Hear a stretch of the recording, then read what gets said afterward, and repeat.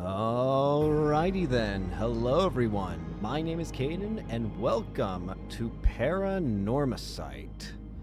Oh, hang on. I am going to be streaming this playthrough, but although I say that, bitrate is saying it's terrible when it's at 5. Oh, I also just can't see it on my own screen. That's a good sign. Good to see things are already scuffed as could be. Let's see if doing this fixes it. It looks alright here. Alright. We'll go with that for now. So yeah, I'm gonna be streaming this one, playthrough. Mostly just gonna be the same, but I'll be online, and as for why I didn't make an announcement, admittedly, nervous. This is all gonna be very scuffed, very, on the... I don't know, it's gonna be very weird. Average stream bitrate too high. What does that mean? Oh well. We'll figure that out later. This is gonna be a scuffed one, but the recording should still be fine. Anyways, I remember loving Paranormasight, the 7 Mysteries of Hanjo, I believe that's what it was called. So I'm very excited to see what this one's all about. Shall we get into it then? Let's do it. Start game.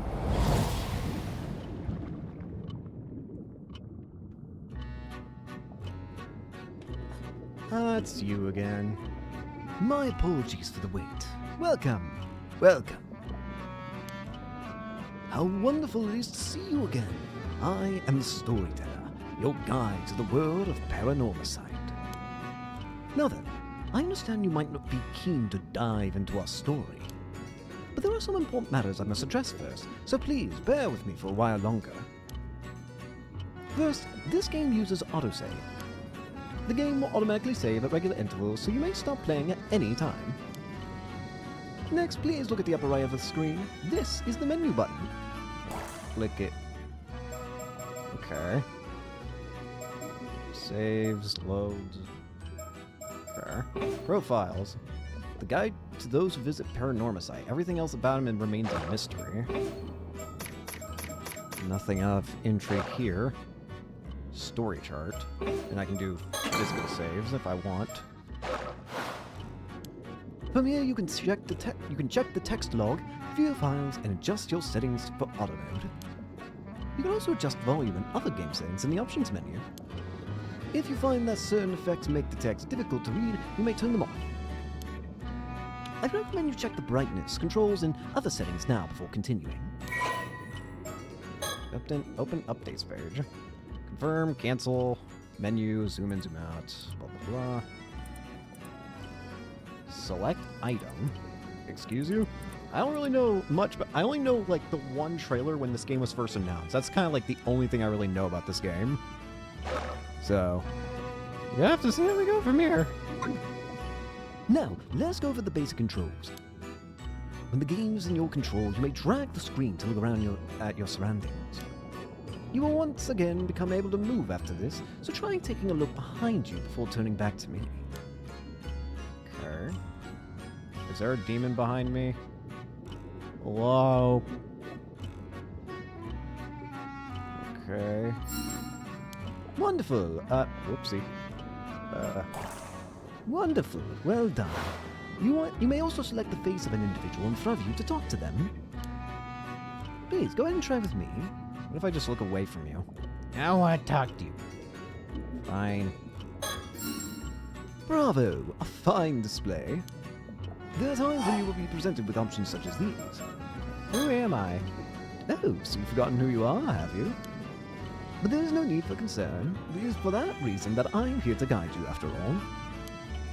You may be confused at first, but continuing through the story should allow you to remember your true objective. Once you've seen everything an option has to offer, a checkmark will appear next to it, like so. What is this place? Do not fear, you will come to know where we are eventually. That is all for my explanation of the basic controls. I will explain other essential functions when the time is right. Ah, yes. There's one more thing I wish to confirm before we continue. As you may know, I previously served as a guide to a different tale in this world of Paranormasight, one concerning the 7 mysteries of Honjo. You wouldn't happen to be familiar with the events of that tale, would you? I am. Is that so? So we have met before, then? You looked quite different during our previous encounter, so I failed to recognize you at first. My apologies. In that case, there's nothing I need to warn you about. Well, I believe I've kept you waiting long enough. The tale you are about to experience concerns a number of legends passed down in Ise Bay, a stretch of sea bordering Mie Prefecture. Specifically, those legends involving mermaids. Yes, as the subtitle suggests, our subject this time is the widely familiar mermaid. Since ancient times, a great many legends about mermaids have been passed down in countries all around the world. In Japan, many of the legends famously include the idea that eating their flesh grants immortality. The tale of Bikuni, which continues to be told in such places as Wakasa Province, modern-day Fukui Prefecture, is perhaps the most well-known. These legends have spurred those with a yearning for immortality to seek out mermaids since ancient times. Of course, as I just mentioned, these are only some of many legends concerning mermaids that exist across the globe. Indeed, many have sought out mermaids simply due to fascination with their status as rare and mystical beings. They've also served as the inspiration for countless creative and artistic works throughout the ages. It would seem that mermaids possess a mysterious charm that's captivated the human heart for myriad reasons, irrespective of era or culture. Mie Prefecture, located in the eastern part of the Ki Peninsula in central Honshu, the Japanese mainland, and falls within both the Chubu and Kinki regions. Measuring 170 kilometers from north to south and 80 kilometers from east to west, it has a narrow, elongated shape and is known for its rich natural diversity that differs greatly between its northern and southern regions. The varied and abundant nature of Mie Prefecture has led it to be known as a land of great beauty since ancient times. Even back when it was still known as Ise Province, it was also purported to be the land whither repair the waves from the eternal world, which led to the establishment of Ise Shrine as a place of enshrinement for the goddess of Matarasu. The eternal world is said to be a realm across the sea, separate from the one in which we live, often described as an eternal paradise. Ise was seen as the land and where the waves from this world continually broke, connecting the material world and the world beyond. Famous spots are that. Specialties are pearls, lobster, abalone, shells, oysters, marine, udon, beef, and many more. Ise Bay, also known as hang on, now I start getting paranoid again. As always. Okay. Also known by the name of the Sea of Ise, Ise Bay is an enclosed bay located in central Honshu, the Japanese mainland. Although its exact range varies, in this game it refers to the area of sea surrounded by land up to the line drawn from Cape Irago in Aichi Prefecture to Cape Dio in Mie Prefecture. That feels like it's going to be important, the fact that it specifies in this game. Mermaids. A flyer of a mermaid, also known as Kairai, woodblock print from a Kawara band broadsheet. General term for half-human, half-fish being, the first recorded appearance in Japan of a creature believed to be a mermaid was more than 1,300 years ago in the Nihon Unshoki Chronicles of Japan. At the time, the term mermaid was not yet in use, and most records are anecdotal reports of sightings of creatures resembling both fish and humans in various places. In ancient Japan, as well as in other parts of East Asia, depictions of mermaids often blurred the line between fish and human, frequently portraying them as grotesque monsters. The Middle Ages saw the spread of the legend of Yao Bikuni throughout Japan, which claimed that eating mermaid flesh could grant eternal youth and longevity. In the early modern period, the image of mermaids diversified, attracting wider public interest. Mermaid mummies were exhibited in sideshows, and illustrations and literature featuring mermaids became more common. It was also during that time that the depictions of mermaids as having the upper body of a human woman and the lower body of a fish became more widely recognized. Although the details vary from country to country, the most common depiction of of mermaids in the West likely stems from the sirens of Greek mythology, sea monsters that over time came to be represented as the familiar half-fish, half-human figures. These mermaids were thought to be more akin to spirits or fairies in nature, enchanting those who encountered them with their beautiful feminine appearance and singing voices. Many records of mermaid sightings by sailors during the Age of Discovery have been preserved, and some theories suggest that mermaid sightings and their associated legends may in fact have originated from a sea mammal called the dugong. Oh, interesting. I think that's all. Finally, are you done reading? Get back to me. Ah, yes, the files added just now should provide a general overview of the terms that came up in our conversation. It seems you have already taken a look, but I do recommend reading them if you have the chance. They may allow you to enjoy the story even more. Words highlighted in pale blue usually indicate that there is a related entry in your files. Now then, allow me to introduce the primary setting of this tale. The majority of our story takes place on Kameshima, an isolated island in the waters of Ise Bay. Alright, Kameshima, an island situated between the Atsumi and Shima peninsulas, and the most distant of the 4 populated islands under the administration of Toba City in Mie Prefecture. It has an area of approximately 0.7 square kilometers and a population of about 900. The island's name comes from the turtle-like shape, with kame meaning turtle in Japanese. Famous for its karst, landscapes, and other beautiful scenery, Kameshima is a popular location for tourists year-round. Recently, the island's youth organization has been leading a revitalization effort to boost the local economy and strengthen the community, creating an island logo and a mascot character, Kameshi Maru, which are expected to bring more people into the area. I'm assuming say Kameshi Maru? You will experience events through the eyes of a young resident of the island, one Yuza Minakuchi. If nothing else, please remember that. Well, I believe this ends my initial explanation. Bon voyage. And do enjoy the tale. Alright, here we go. The Mermaid's Curse, huh? The story is a work of fiction based on existing locations and legends. Note that one of the locations that appears in the game Kameshima is a fictional island with no counterpart in reality. Thank you.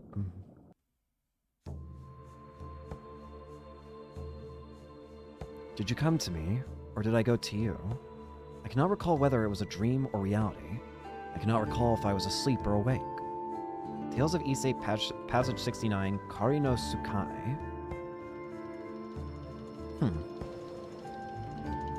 August 7th, 1980 something. Morning, Toba City, Mie Prefecture, Kameshima, Southern Sea. Right, that should do it. This should do it. All good to go, user? Yep, right as can be. I feel so light, I bet I could even outswim a shark. No, more than that. I was born for this moment. The legend of Kameshima's patron saint of diving begins today. Yuza Minakuchi.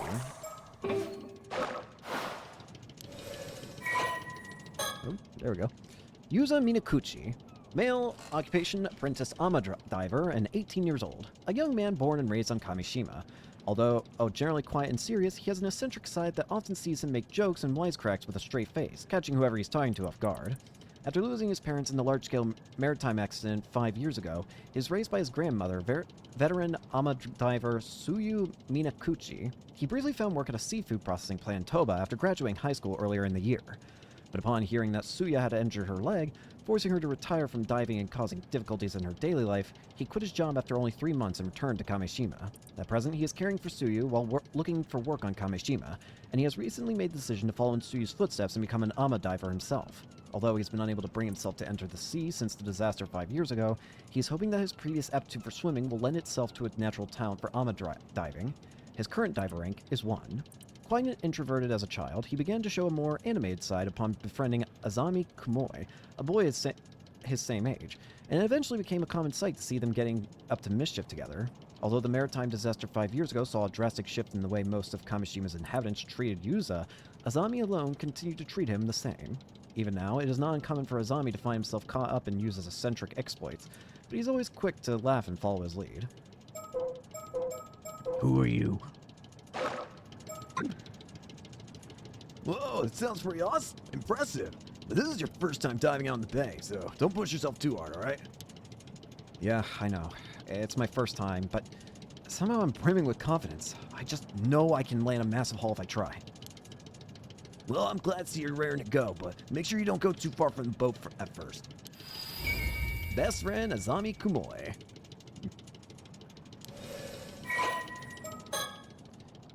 Fisherman, 19 years old. A young man born and raised in Kamishima. He has been friends with Yuzo Minakuchi since childhood. He has a friendly and caring personality, and his willingness to help those around him has made him someone islanders of all ages rely on in times of need. His father was a fisherman, and he accompanied him out to sea on his boat from a very young age. As a result, he grew up never doubting that he too would one day become a fisherman. After his father died in a maritime disaster 5 years ago, his mother, an Ama diver, took on the responsibility of raising Azami and his much younger brother on her own. During the closed season for diving, when his mother worked on the mainland, Azami was responsible for looking after his brother. After graduating middle school, he refused his mother's suggestion to attend high school and quickly obtained a fourth-class boat pilot license while helping with fishing around the island. He is now able to take his father's small fishing boat, the Sayun Maru, out on fishing trips on his own. He has a frank, easygoing relationship with Yuza, his childhood friend, and the two often get up to mischief together. Although he was happy for Yuza when he left to attend high school on the mainland and later found a job there, he also felt somewhat lonely. For this reason, he secretly welcomed the news that Yuza would be leaving his job and returning to Kamishima to take care of his grandmother. Alright. No need to worry, Azami. You just focus on getting the grill ready. We're having a feast tonight. I'll hold you to that. The only other thing I know about this game is... Yeah, there's a diving minigame. Follow the instructions to get used to controls, then press dive when you're ready. What in the world? What does this button do? Bad. I'm scared.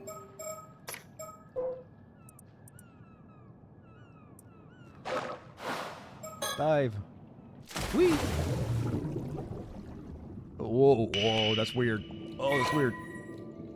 Left click, action, move, look around. The available action will automatically switch between swim, harvest, and return to boat depending on the situation. Areas with sea creatures are... The areas where sea creatures are located will be marked with the exclamation point. Begin by looking around to try to locate any potential catches. Harvest. I have to kill it. Kill.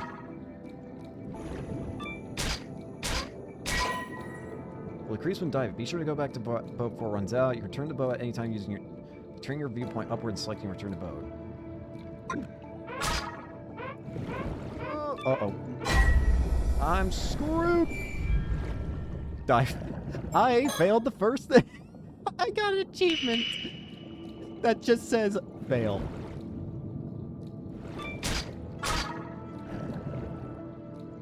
Keep thinking the... I gotta get out of here. Help. No. I'm alive.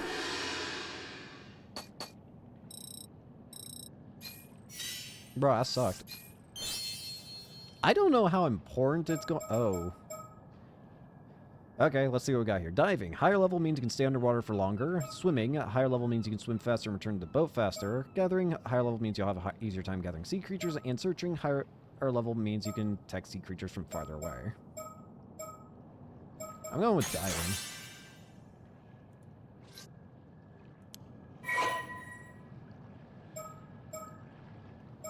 No, I think I'm good. Okay, looks like you're all warmed up. Let's go out a bit further so you can look for something big. The biggest catch you can get at this time of year is probably abalone. Snagging just one is something to be proud of. But remember that sea creatures are living things. They'll change places every time you dive, so be careful. Oh, for Ama divers. The term Ama, most often written with characters meaning sea and woman, and generally refers to women who free dive for shellfish, seaweed, and other marine products. It's said that they practice free diving both to prevent over-harvesting and to help protect the marine environment. Although Ama divers operate in many regions in Japan, the Toba and Shima regions are known for having the highest number of Ama divers. These regions also exhibit customs unique to the area, such as the practice of carrying objects with the Seimon and Indomon symbols to ward off misfortune. Even within Toba and Shima, rules and practices can vary greatly. For example, the practice of wearing white attire over the wetsuit is a common practice only in the Shima region. Despite the high population of Ama divers in the Issei Bay, there are none to be found north of Issei City. This can be explained by the difference in the seafloor composition between the two areas. While the sandy seafloor near Issei allowed for net fishing, the rocky seafloor in the Toba and Shima areas made net fishing difficult, leading to the adoption of free diving as an alternative. Abalone harvested by Ama divers in Kuzaki Town in Toba has traditionally been processed into ceremonial dried goods known as noshi awabi, which are then presented as an offering at Issei Shrine. This practice is said to have originated when Yamatohime no Mikoto, the princess who enshrined Amaterasu at Issei Shrine, was searching for suitable food to offer to the gods. When presented with abalone by an Ama diver named Oben, the princess found them exceptionally delicious and decided that abalone would be the primary offering for the region. As a result, the Ama divers of Toba and Shima have a strong connection to the region's Shinto rituals, and there are some regions where they perform ritual dances as offerings during Shinto festivities. Note, though Ama is sometimes written with characters meaning sea and man when the diver is male, this game uses only the traditional characters of sea and woman when the language is set to Japanese. Really? Interesting. Huh. Diving trolls.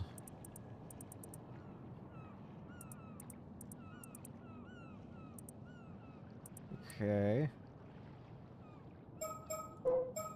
Wait, what did it say at the end there?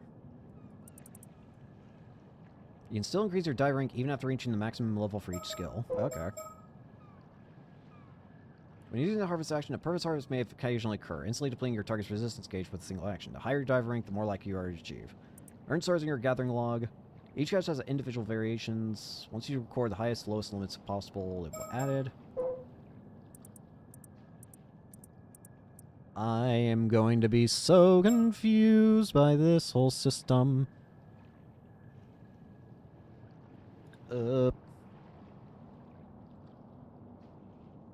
Okay. Let's just go with that for now. It's not like you have to master everything all at once. We can take off whenever you're ready. So I'm supposed to just get an abalone, it sounds like. Whee! Did I keep my level up? It didn't even occur to me if I kept my level up.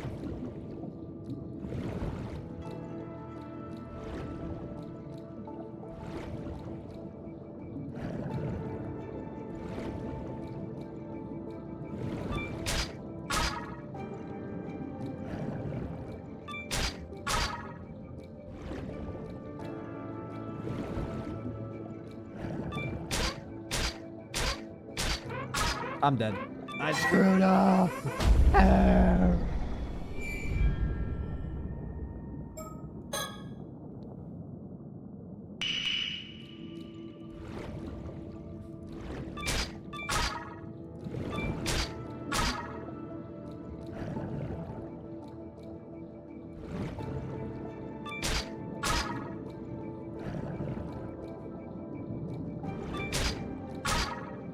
I gotta get out of here. Help! Save me!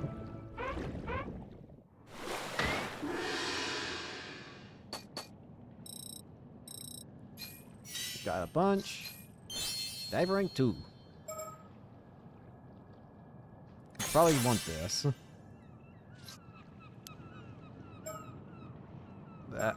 I guess I just keep diving? I don't know how long I'm supposed to be doing this for. But I figure I should do it until I get, like, an abalone, like it said.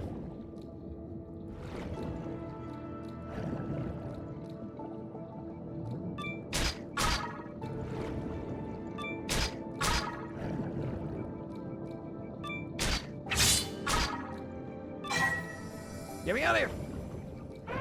Hurry, man!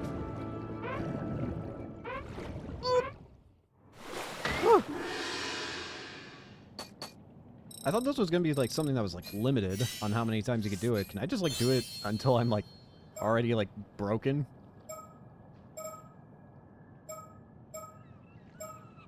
More swimming speed.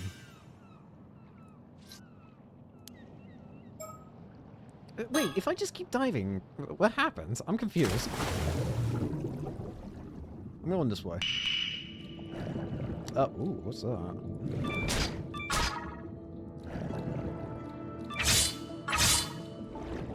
What's this? Hello? Don't like that. Hmm? Yeah, help! Help! Help! The hell's that? Get away from me! Get away from me! Help!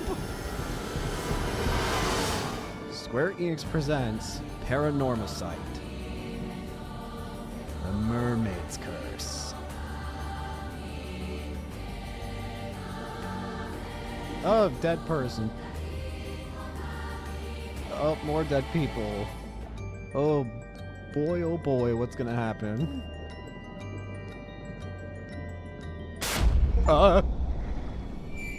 Encounter an apparatus. Dive failed? What do you mean, dive failed? What do you... Get...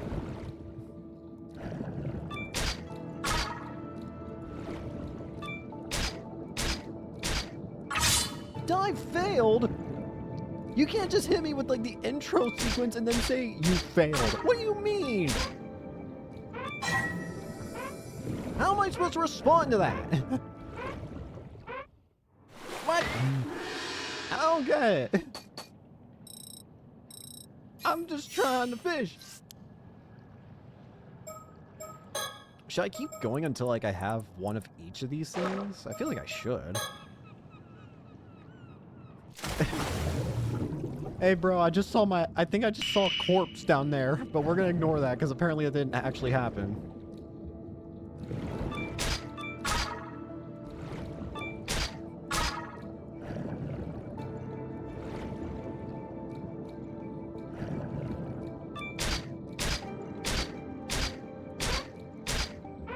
I'm screwed. Release me!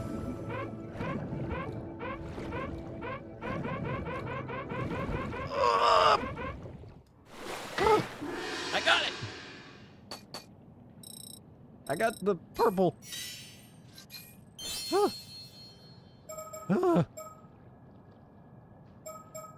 How'd you get gathering? Reach diver rank 5 achievement. I feel like I need to find the legendary one, it says. Is this just a fishing game?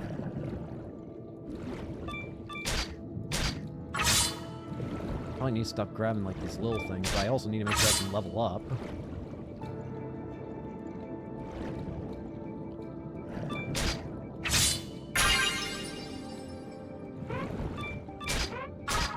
I might screwed myself. I did. Hurry me! Ah.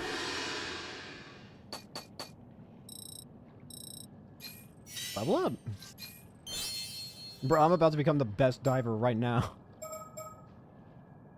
I'll probably get searching if I'm looking for this other one. Whoop. Still have plenty of time left, so feel free to dive as much as you like. You seem pretty confident, so I'm looking forward to seeing what you bring in. I know you can do anything you put your mind to.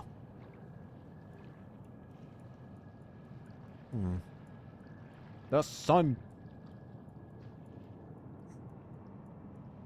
Alright, let's keep going. I want to try going until I get, like, the, this yellow marked one.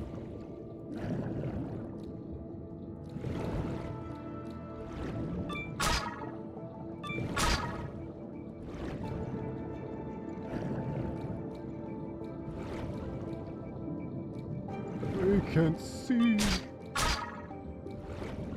I gotta get out of here.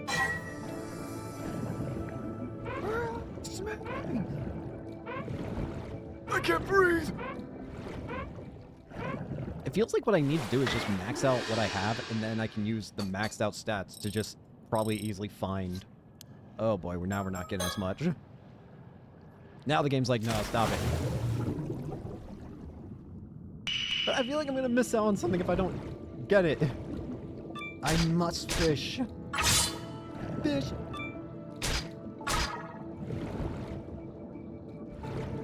Should just be keeping an eye out for like the... Wait, what's that?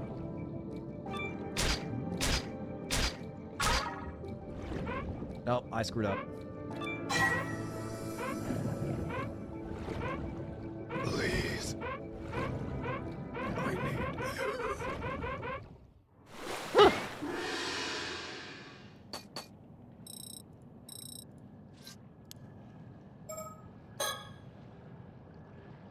I'm wondering if more air would be more helpful or more... I don't know. Hang on.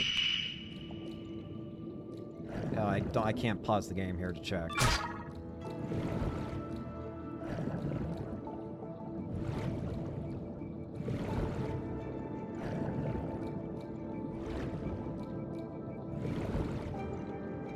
Ooh! I don't think there's actually... Get me out of here.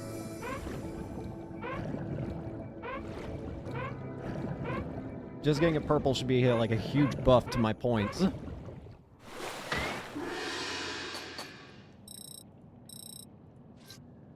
Yeah, it's a huge buff. How many... I'm looking for something. I must find. Back into the waters I go. This is honestly, can I also mention, this is horrifying. Like the endless sea.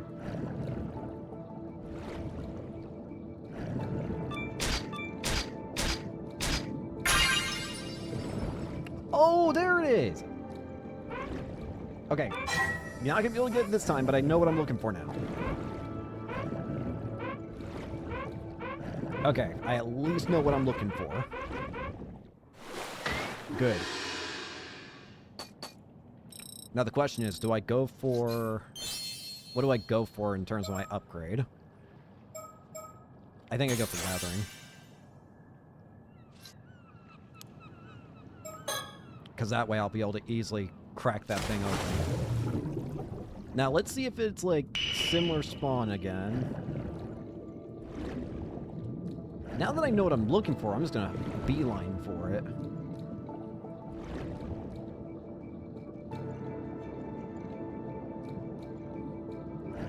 If I don't see it though, I need to at least grab something of worth.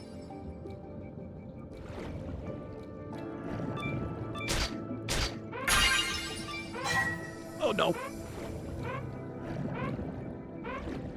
Swim like your life depends on it, you fool!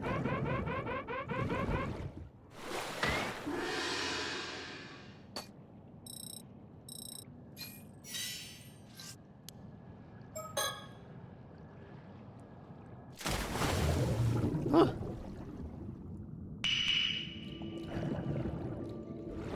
I need fish.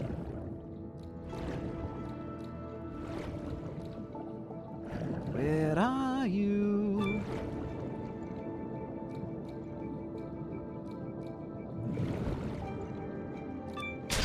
I'm really butchering this one up.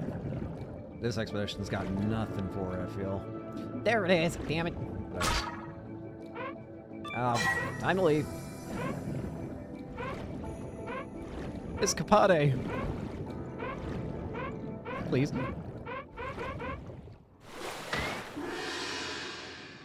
I feel like I'm just waiting to get jump scared. Like from a shark or something. I'm gonna go under the water and there's just a shark waiting for me. Why did my camera go up?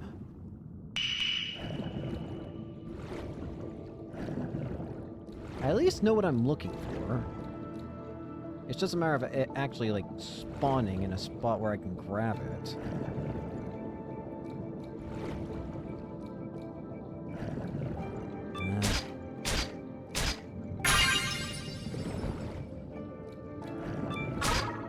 Alright, get out.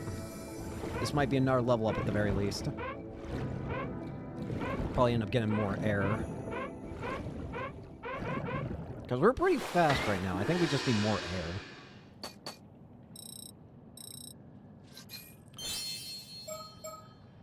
Alright, more air, please.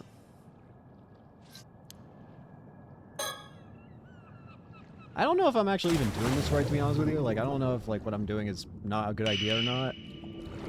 All I know is there's one more type of, like, collectible here. So I feel like I should be grabbing it.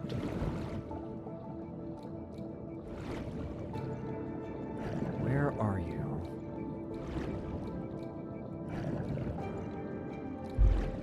Ah!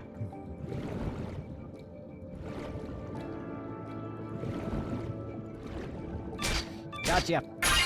Get me out of here! Got it!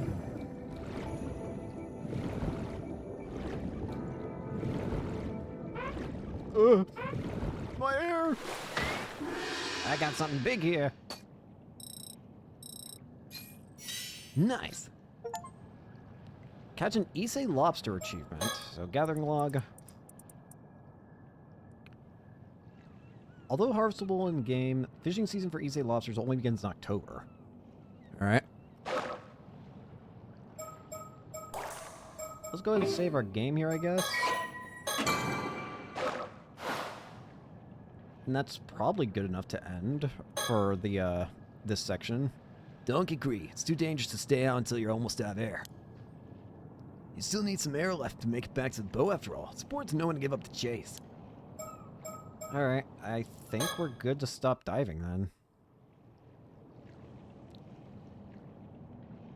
Alright, let's leave it at that for today. Good work out there, Yuza.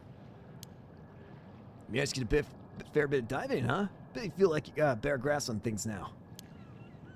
For sure. I feel like my diver's rank's gone up at least a bit too. So, you feel any different? Did your body undergo any weird changes? Nope, I feel exactly the same. Nothing's changed. I'm the same old Yuza I've always been. Guess we were a bit off the mark, huh? So, what do you want to do now? Should we call it a day? Let's talk about that hole. Azami. Huh? Before we head back, could we talk for a bit? Sure. What's up? The ocean. Kamishima is located in the waters near the entrance to Issei Bay. As such, there are strict regulations on both the times and places Ama diving is allowed. The sun. Kamishima. That island on the horizon is Kamishima, where I was born and raised. Cloud. There's another land out there. This fishing boat, the Saiyan Maru, belongs to Azami's family. I don't have a boat of my own, so Azami was kind enough to bring it out for me. It used to belong to his dad, so it's getting on in years, but he takes good care of it. Seems he's hoping to keep using it for years to come.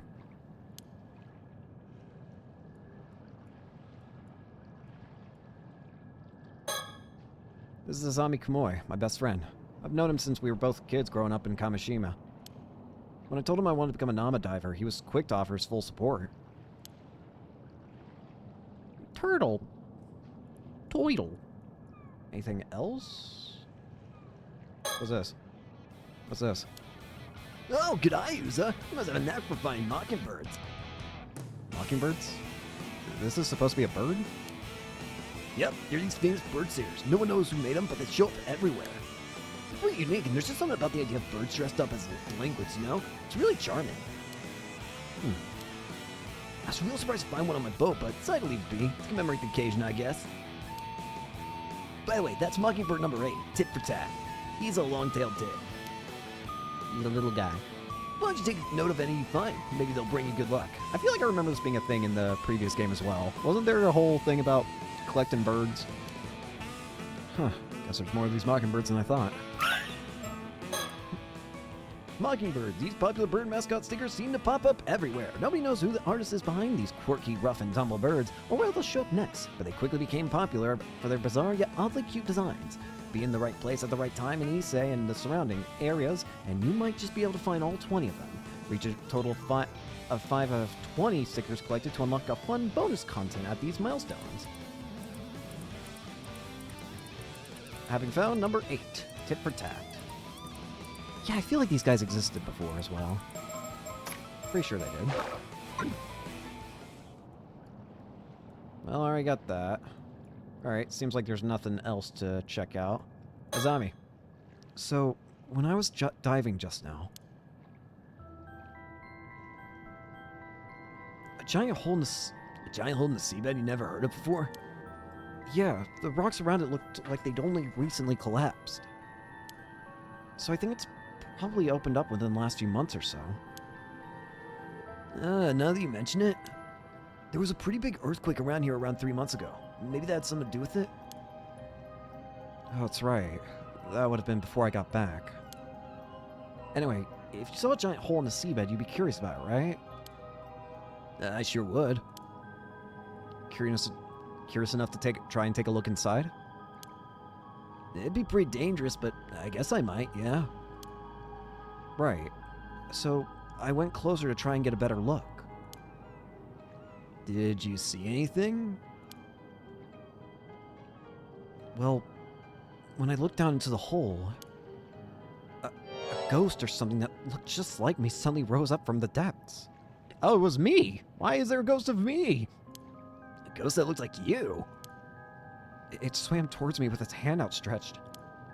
It looks like it was trying to hand me something to me, or maybe it was trying to tell me something? Man, what did you do then? Did you take its hand?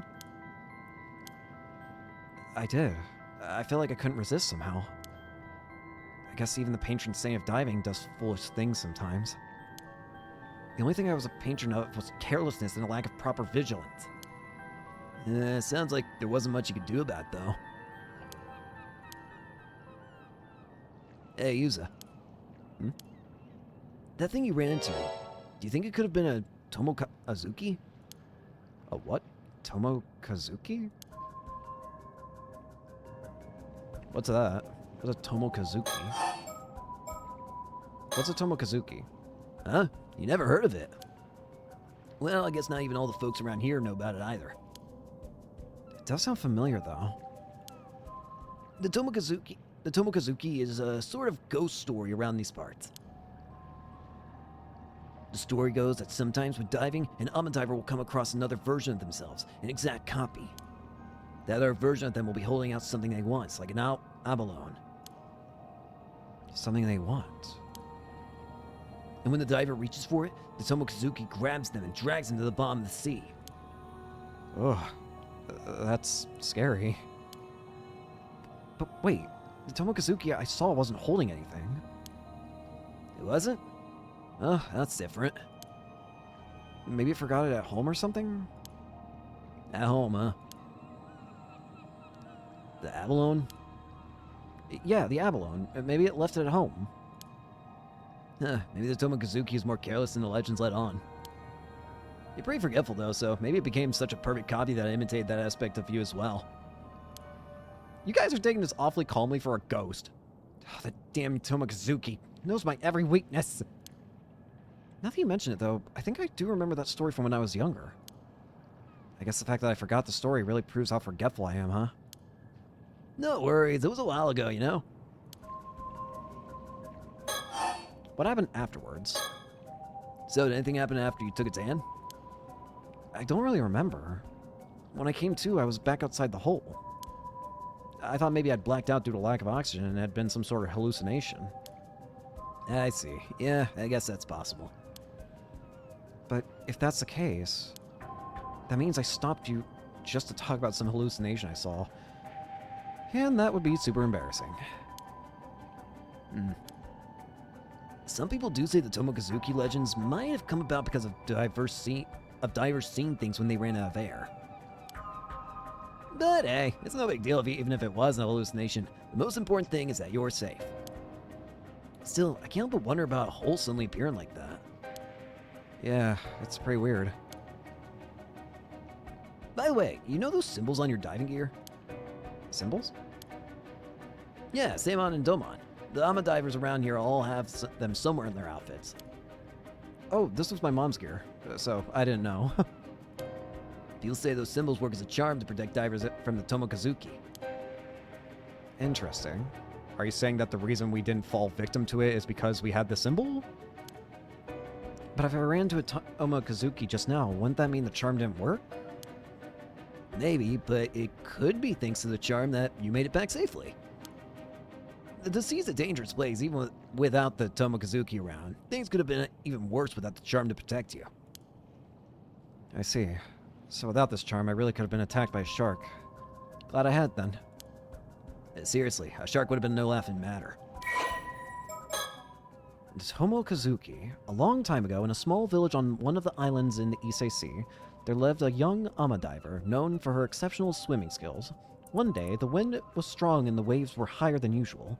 Undeterred by the turbulent weather, the young diver dove into the sea, but couldn't find even the smallest shell to bring back, let alone any abalone. Determined to find something, she dove even deeper into the ocean, until she paused, sensing a presence behind her.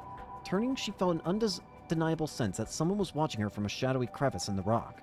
Finding this strange, she ventured closer, only to come face to face with a diver who looked exactly like her. As she floated there, stunned, the other diver extended her hand.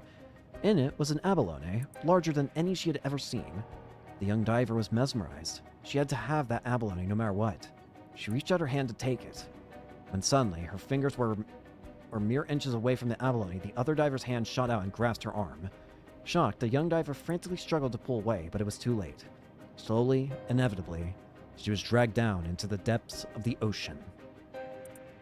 Over time, this being came to be known as the Tomokazuki, Together Diver. Due to it taking on an identical appearance to its victims, divers are warned never to accept Tomokazuki's offerings in the depths, lest they suffer the same fate. The Tomokazuki is still greatly feared by ama divers in modern times, and the Seimon and Domon symbols inscribed on items they take with them when diving are charms said to protect them from it. Seimon and Domon, protective symbols widely worn by ama divers in Shima and Toba. The star-shaped symbol is known as Seimon, and the lattice-like symbol is known as Domon. The two symbols are often embroidered side by side or drawn on clothing using purple dye made from shells. They are worn by ama divers when diving to ward off potential disasters that might befall them at sea. Interesting. Alright. Hey, Azami, about the Tomokazuki I just saw. Yeah? Do you think it has anything to do with what we're looking into? Recollection. Unlocked past recollection. Chapter. Yuza Minakuchi. Something I want to do. Oh, hey. My apologies for the interruption. I'd like to take this chance to inform you about a unique ability of yours, the recollection feature. But to make things clear, I must first tell you about the story chart. From here on, you will return to the screen, the story chart, at breaks in the story. You see, the story you will witness will not necessarily unfold in chronological order. This screen will allow you to see where each chapter lies in the grand scheme of things as well, as select where you wish to proceed to next. If the icon for a chapter is not dim, that indicates that it has not yet been fully completed. Generally speaking, completing a chapter will unlock the chapter immediately after it. However, there will occasionally be times when a recollection button will appear during the story, as you experienced just now. Pressing this button will allow you to delve into a memory evoked by certain words in the text, which will in turn unlock a new chapter, a past recollection chapter, for you to experience. A most remarkable ability, is it not? Once you have unlocked such a chapter, it will become available in the story chart for you to peruse as you wish. This ability will be key in unraveling the tale before you, so do be sure to press the recollection button whenever you see it come up. With that, please enjoy the continuation of this tale. Thanks, buddy. So do I go to it now? No. If so, could your mom have become an ama diver because she wanted to find the Tomokazuki? But she wouldn't have worn something with this charm on if that were true, right? Good point.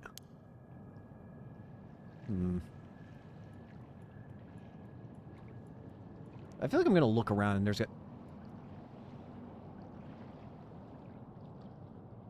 Wait, think. Tomokazuki, huh? But why would something like that be here? For some reason, I thought I saw ripples in the water and I got scared. Yo. Is that all you want to talk about? There's more. No, there's more. Actually, this might be the most important part. I realize there's something I need to do after this. Something really important. Hey, so you found a lead down there after all. I'm serious. If I don't pull this off, something terrible's gonna happen. Hey, I believe you. Go on, tell me everything. All right. Uh.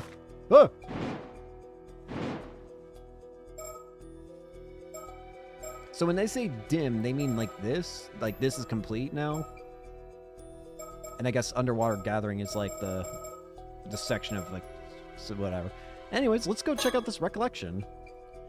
A day before he sets off for the sea as an ama diver, Yuna Minakuchi asks Azami Kumoi to meet him at the Kante Kisho ruins. Let's see it. The Kante Kisho ruins. I see. If you say you want to be an ama diver, then of course you got my full support. But something tells me you're not just doing this for Suyu. People are bound to talk if you become an ama diver here. You must have some other reason, one big enough to risk everyone running their mouths. I knew I couldn't hide anything from you, Azami. Wouldn't even take me 0.2 seconds to see through one of your lies. So, what's up? Tell me everything. Let's look around here first. Surroundings. These are the ruins of an old wartime building, the Kante Kisho. The building's been abandoned, so hardly anyone ever comes here, which makes it the perfect place for private meetings. The Kante Kisho ruins. The remains of this wartime structure are located atop a hill in eastern Kameshima. It was constructed to observe the impact points of shells fired from a test firing range operated by the former Army Ministry at Cape Irago on the opposite shore. Similar observation facilities were also built on Sugashima Island and in Ijika, a town on the Shima Peninsula. Having been abandoned after the Second World War, the observation post has since fallen into disrepair, and entry is now forbidden to the general public. Interesting.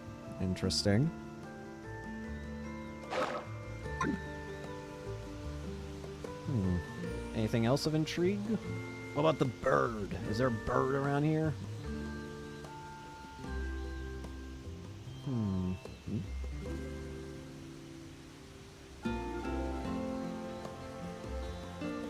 don't see anything really of interest. Aside from you. Even though he's got a lot on his plate, Azami agreed to meet up the moment I said something.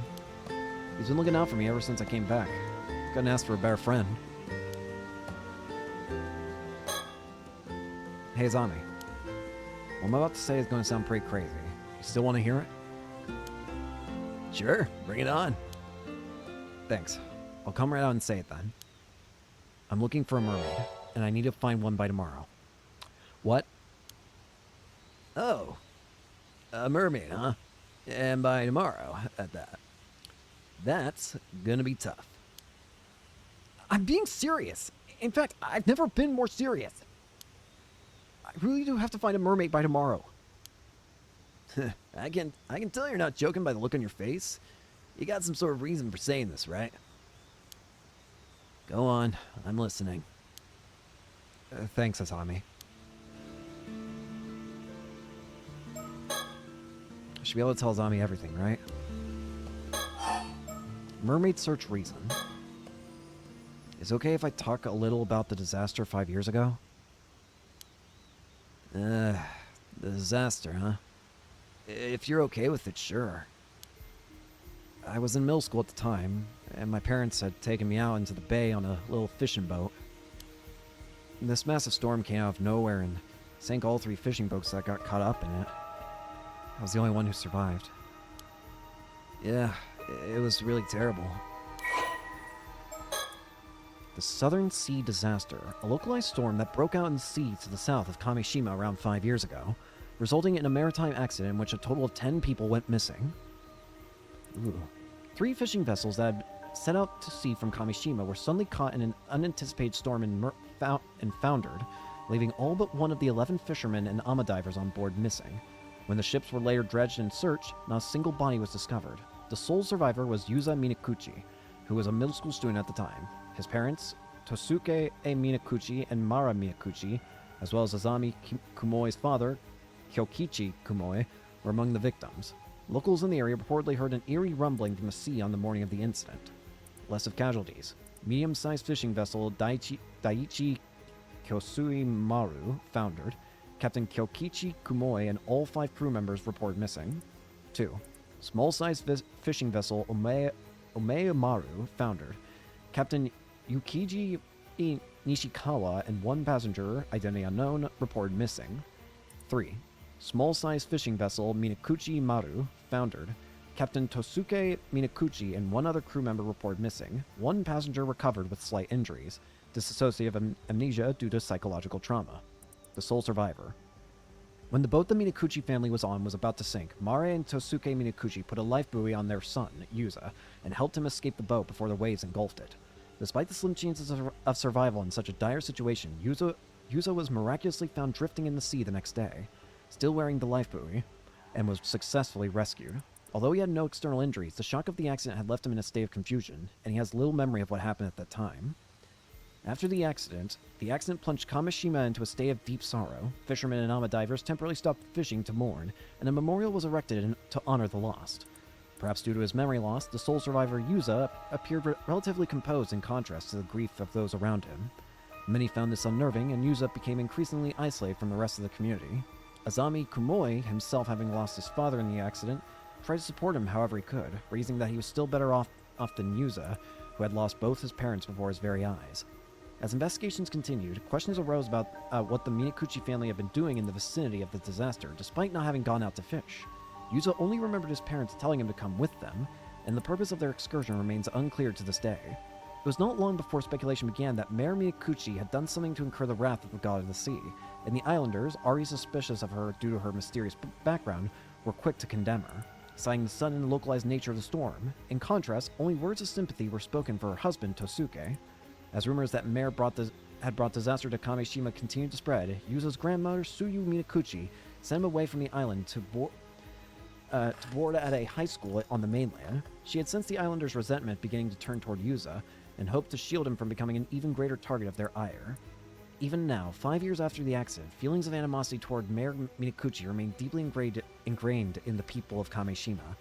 With the truth of the accident still shrouded in mystery, deep scars and suspicions continue to linger in the hearts of many of the islanders. So you're gonna take it all on the kid who lost his parents? What the hell? So, what about the disaster did you want to talk about? Well, I've recently started to remember some things about what happened. For real? I know that your memories of the disaster were kind of hazy due to the shock. But it's great that you're starting to remember. But I guess it's not exactly something you want to remember, huh? Sorry for getting all fired up. It's okay. It actually hasn't bothered me as much as I thought it would. Thanks for worrying about me, though. It's just that the things I've remembered are a bit strange, so I couldn't bring myself to say anything. Sorry for keeping quiet until now. Strange, huh? Well, I can see why you want to keep it to yourself, all things considered. Don't sweat it. So, about the accident. What about it? When we ran to the store, our boat got caught in a whirlpool and started to sink. My parents gave me a life buoy and lowered me into the water.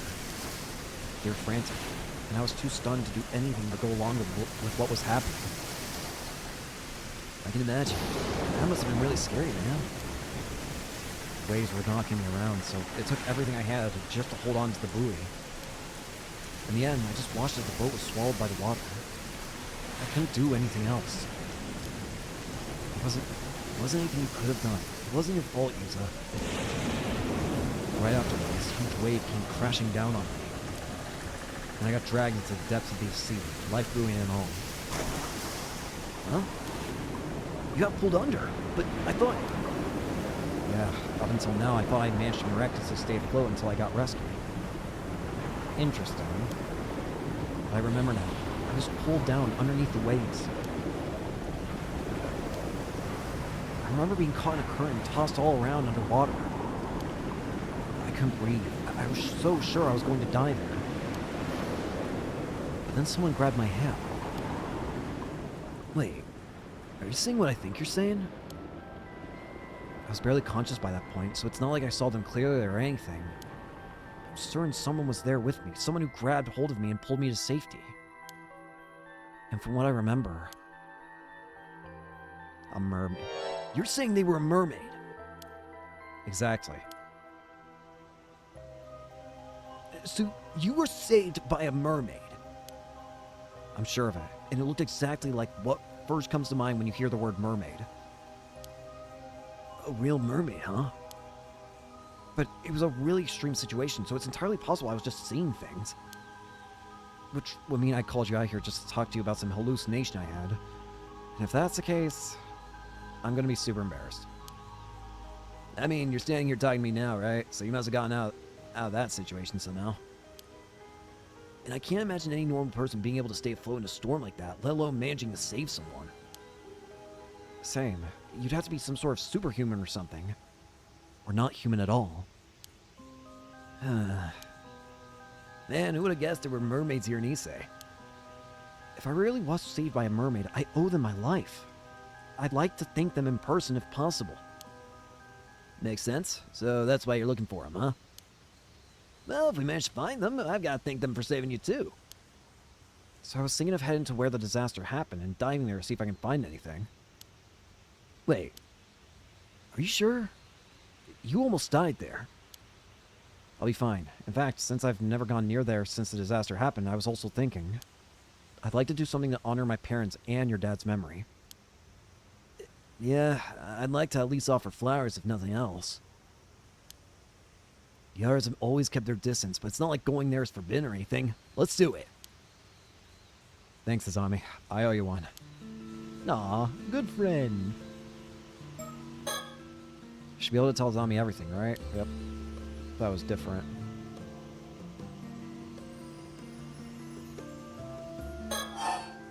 Mermaid search leads. But there's no guarantee the mermaid will still be around there, right? I'm thinking it'd be good to have more of a lead before we head out there.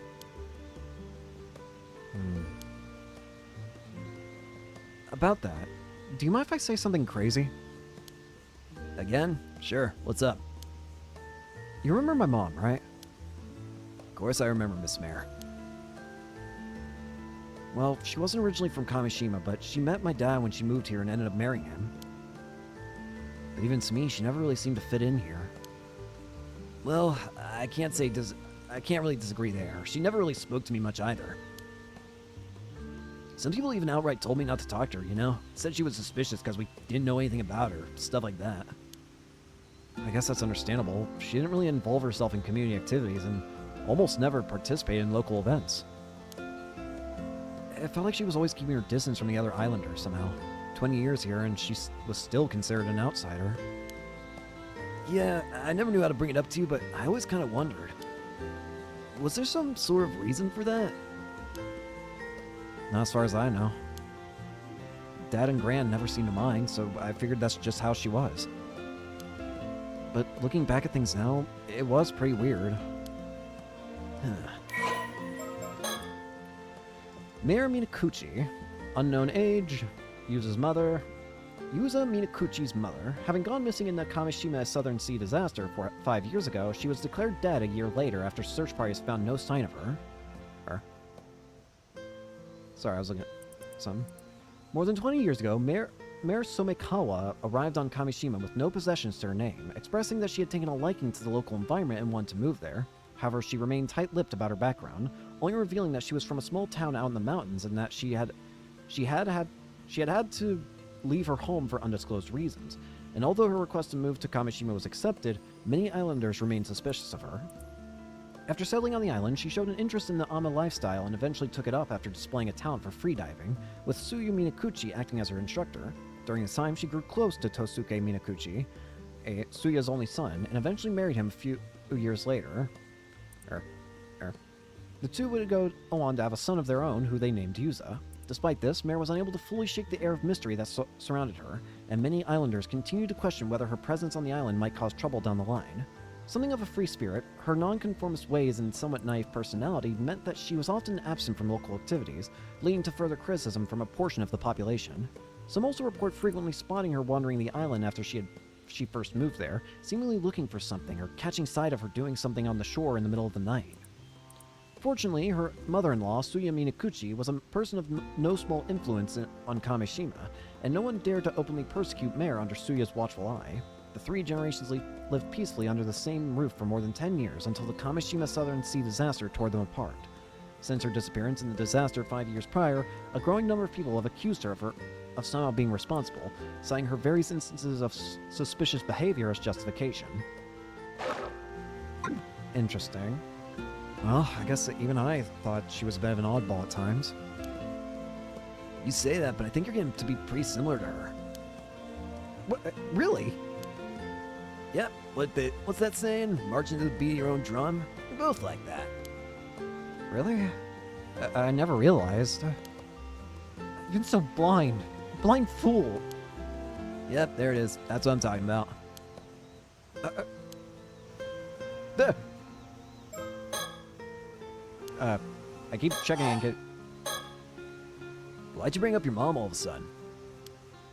Well, looking back now, there were a few things that always bothered me. Huh?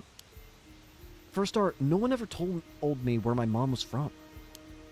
She was also a natural at ama diving, but I never saw her eat any seafood. Was she a mermaid? And sometimes at night, she'd suddenly say she wanted to go look at the sea before going out and not coming back for hours. Huh. I guess that is all pretty weird, yeah. That's not all. When I was sorting through my mom's belongings, I found this. We usually keep it in the family altar, but I brought it along today to show you. What is that? A fish scale? It's huge. That's gotta be at least 7 or 8 centimeters long. I always just figured she held onto it because it was a rare find. But once I remembered the mermaid, I began to wonder. What fish could this scale have come from? And why was my mom holding on to it? Whoa, hold it right there. You're not saying... I am. The mermaid who rescued me back then was...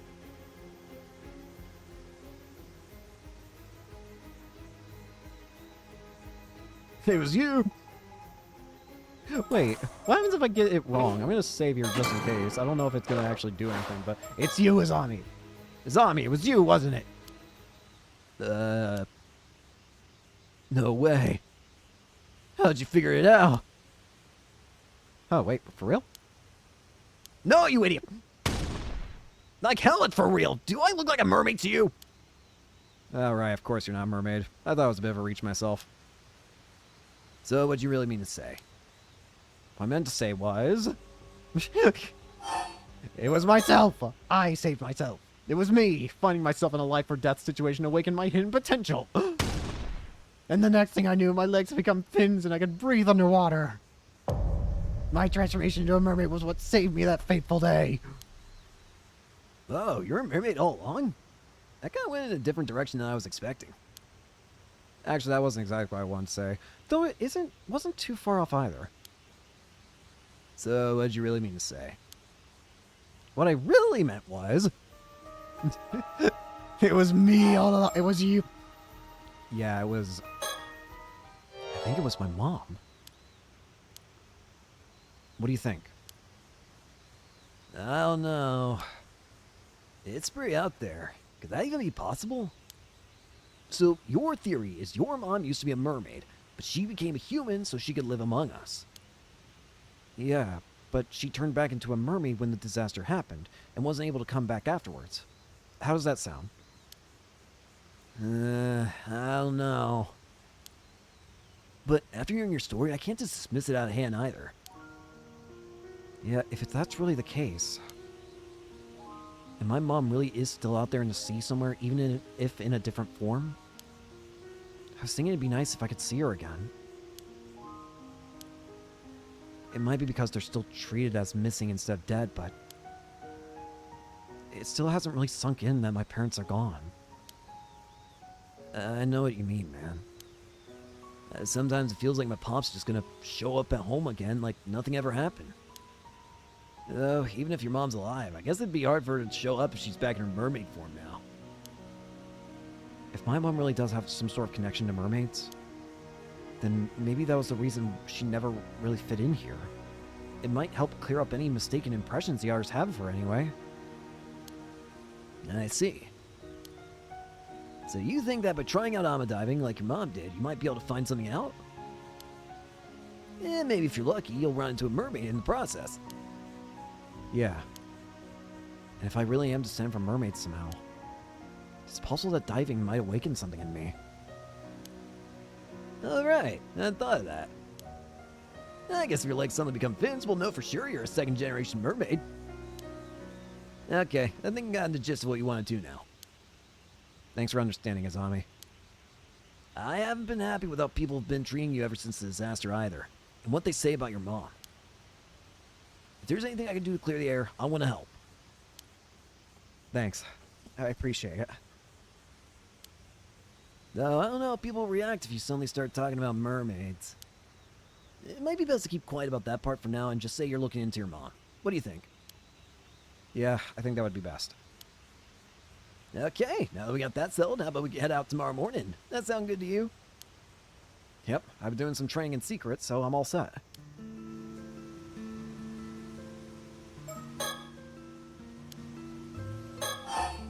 What to do next? Still, having to find a mermaid by tomorrow is pretty sudden. What's up with the tight deadline? Well, sorry. I can't say right now.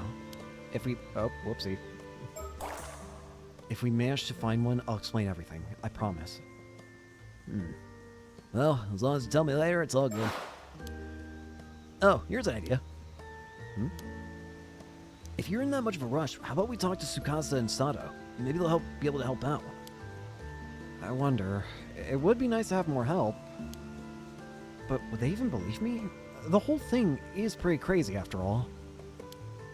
Besides, Tsukasa's going back to the mainland soon. I hate to bother her now. True. Still, knowing Tsukasa, she might be surprisingly on board with the whole thing. See, I knew you'd be here. I assume that... Oh, God!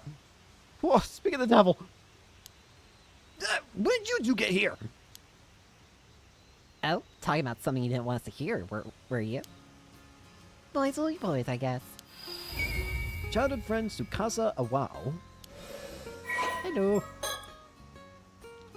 Tsukasa, high school student, apprentice ama diver. Girl born and raised on Kamishima, she has a bright, friendly nature and an inquisitive personality. Currently in her second year of high school, she boasts excellent grades and a sharp intuition. She's been staying at a relative's house in Ise City since last year in order to attend an all-girls high school on the mainland, and is currently back in Kamishima for summer break. Despite this, she frequently makes trips back to the islands on weekends, and has been trying her hand at underwater gathering since the current diving season began, having long been interested in the ama lifestyle. Her estimated diver rank is 6, however, her teachers have been strongly encouraging her to aim for a national university. She has been friends with Azami Kumoi and Yuza Minakuchi since childhood, with their close rapport making up for their difference in academic years, and it was more common to find her playing with the two boys than with girls her own age up until middle school. However, since leaving the island to attend high school, she's grown more conscious of their age difference and has put some distance between herself and them. She hit it off immediately with Sato Shiranami, a girl who came to Kamishima to lodge with the Wakamuras a few months ago, and was looking forward to showing her around the island and helping her adapt to life there whenever she returns home. 18 years ago, her still pregnant mother, Nagisa Awao, moved to Kamishima alone before giving birth to Tsukasa shortly afterwards. Tsukasa subsequently grew up in a single-mother household. Although she used to occasionally ask her mother about her father, her questions were always evaded, so she has since stopped inquiring. However, the fact that her mother never seems to have any financial difficulty despite not working has led her to quietly suspect that he might still be involved in some way. Interesting. Feels like we're getting a lot of little things here and there. It's just like, what is going on? Hey, you got us all wrong. We weren't talking about anything like that. Yeah, you gotta hear me out, Tsukasa. I was powerless to resist. I refused at first, but Azami insisted. Oh, tell me more. You might as well admit, Yuza. And Sato, what's with the sudden keen interest? Enigmatic girl Sato Shiranami. House guest, a mysterious girl currently lodging with Shinobu Wakamura, a local Kagoshima magnate. Roughly 3 months ago, Sato suddenly arrived on Kamishima claiming that she was the child of a relative of the Wakamuras. She showed no sign of attending school or doing any sort of work, instead spending her days holed up in the Wakamura household, leading many islanders to wonder just who she is and what she's doing there. Those who know about Wakamura's high interest money lending behind the scenes, speculate that she might be the daughter of one of his borrows, borrowers sent to work as a domestic servant to pay off a debt. But Sato herself is extremely easygoing and doesn't seem to be bothered by the endless rumors. A huge television fan, she spends much of her spare time glued to the seat in the Wakamura household, with her most recent obsessions being soap operas and 2-hour thrillers. However, she isn't all that fond of period dramas. She's good friends with Tsukasa Awao, who is close to her in age, and the two can often be seen enjoying themselves wandering the island together. Let's all calm down, okay? It's not like that. We were on a perfectly normal conversation. Yeah, sure. Anyway, Don't just brush me off. You're getting pretty worked up, Azami. Hey, don't act all innocent. You're the one who caused this mess, you know. sorry to interrupt, but you're fun, but I really did have something to say. Folks are worried you haven't showed up to the association meeting, Azami. You should probably get going. Oh, damn, the meeting. It totally slipped my mind. Sorry, Yuza. I gotta go for now, but I'll get in touch later. No problem. Thanks for coming even though you're so busy. I guess we'll be on our way too then. Sorry, but we got some important business of our own to handle. We won't be able to help out with whatever you're up to. Really? Unlock past recollection chapter, Sato Shiranami, advice.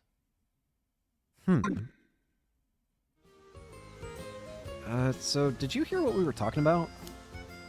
Only the part where my name came up. I didn't want to be nosy though. I see. Well, thanks for coming all the way out here to get Azami. I don't know what you guys are up to, but you piqued my interest. Be sure to tell me all about it later, okay? Anyway, see you later. Come on, Sato. Roger. Oh, one more thing. You better not forget about the day after tomorrow. Tell Azami he'd better remember too. Sure, I'll tell him later.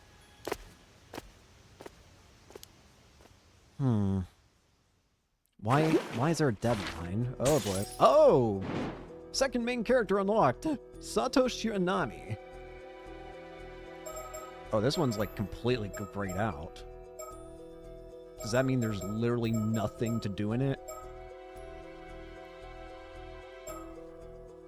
Look at this. Sato Shiranami, advice.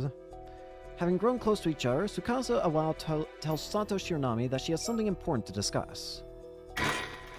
Alright. Sato! Sato, you got a second? So, I was hoping to get a bit of advice. Thing is, you're the only one I can really talk to about this. Sure, what's up? If you got a problem, leave it to me, Kamishima's living, walking, talking encyclopedia. Wow, that's a pretty impressive title in this encyclopedia. Although I think the walking, talking kind of implies you're living already. Anyway, I hope you can help.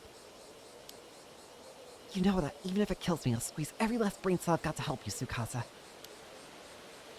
Right, but you're supposed to be a living encyclopedia, so don't go dying on me. Thanks for being there for me, though. Come on, let's go somewhere with no one else around then. Alright. Chua Street. Pardon me for a moment, young ladies. Yep. Yes? You mean us? Sorry for the trouble. I was hoping to get some directions. Oh, are you here sightseeing? Welcome to Kamishima. I'm afraid it's not quite as relaxing as sightseeing. We're looking for the Wakamura residence. Would you happen to know where it is? The Wakamura residence? May I ask who you are? Oh, of course. Please pardon my manners. My name is Yumeko Shiki, a housewife from over in Tokyo. Tokyo housewife Yumeko Shiki. Oh, a housewife. And this here is Soto Kiryu. He's something like an assistant to me. My pleasure. Alright, let's take a look at these two. Age secret housewife. Housewife from Tokyo who came to Kamishima to visit Wakamura. And Yumeko's assistant, 25. A man who visited Kamishima alongside Yumeko Shiki. Oh, you must be guests for the old man. The Wakamura house is just up the slope after you head through that alley. It's through the maze, though. Want me to show you? Ah, so it was that way. Thank you, but I believe we can manage up from here. Believe it or not, we've been running all around the region. We're quite used to the area now. What the? Migara investigation. Are you two like police or something? Yeah, take care then. That was terrifying. Why a corpse? Ma'am, is something the matter?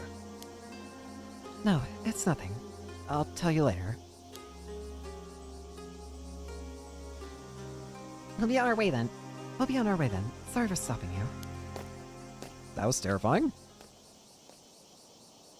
Huh, those two have a really strange vibe. The old man sure gets some unusual guests. Yeah, there's something about them. Don't you think that's the kind of aura that sorcerers would give off? I know what you're getting at. I've heard those rumors too. Everyone's saying the old man Wakamura has been super reliant on some shady sorcerer lately. Shinobu Wakamura, 55 Low Magnate, the single most influential person on Kamishima. Although born to an ordinary fishing family on the island, he entered his 20s during the post-war economic boom, and through tireless work and juggling multiple side jobs, he managed to amass a small fortune over the years. He wanted to invest this fortune into the development of Kamishima, not only upgrading its fishing equipment, but also improving the island's infrastructure to entice businesses to set up shop on the island, efforts that have earned him the appreciation of people all over the island.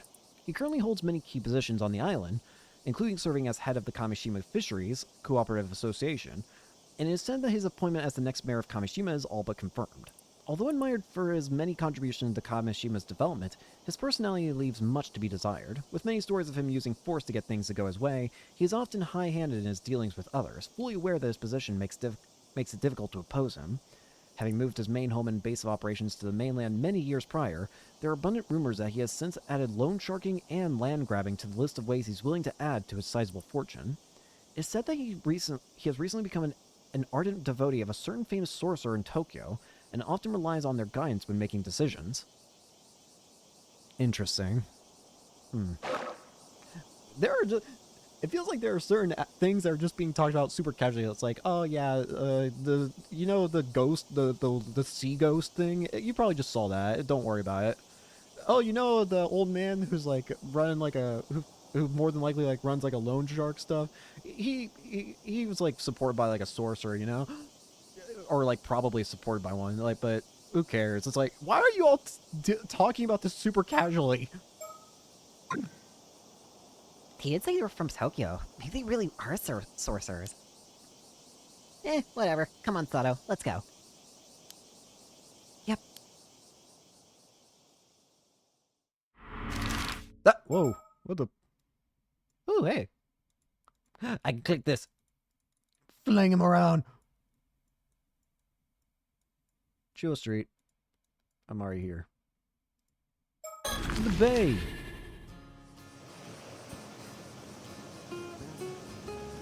Birdie. Okay, the spot should work fine. Oh man, now I'm actually about to talk about it. I'm getting super nervous. So now we're playing as Sato. Tsukasa asking me for advice. Something must really be weighing on her. She's usually so quick to decide and act on anything. This is rare for her. This little bay is quite hard to find, so hardly anyone ever comes here, including tourists. Which makes it a great place to talk in secret. The sound of the waves and cicadas around us is your typical summer day. Why is there a post? The trees!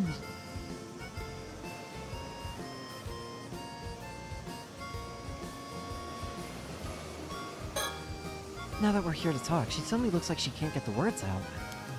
Maybe I should be the one to nudge and ask from my side. I don't think I see anything of intrigue that stands out to me. I don't think I do. In the sky, is there a demon? I still remember, wasn't there a jump scare where you turn around and there's like somebody behind you in the 7 Mysteries of Honjo? I swear that's gonna happen again. It feels too easy. Oh wait. She actually looks like she's kind of embarrassed. I'm worried for her, but I have to say she also looks kind of cute like this. Oh, She actually looks like she's kind of embarrassed. doesn't show the completion mark. Weird. Alrighty, you said you want some advice, so let's hear it. How can I help you, Miss Tsukasa? Well, I do want your advice, but I'm not really sure where to start. Oh, I guess this really isn't an easy topic for her. In that case, let me start her off with another topic to loosen her up. TV. Oh, Tsukasa, that reminds me. Did you catch a 2-hour suspense drama the other day? Oh, right. You said you were looking forward to it. I didn't see it. Ma was watching a period drama. Darn, the actor you liked had a good part. He turned out to be the killer, though. No, I wish I could have watched it. You did just kind of spoil it, though. Wish we had a VCR like yours. You can record music shows and watch them over and over, right? That sounds amazing. How many houses on the island have one, though? Yeah, I know it's a bit of a luxury, but being able to record and keep TV programs is the best. You love TV way more than I do. It's great you can enjoy it whenever you like.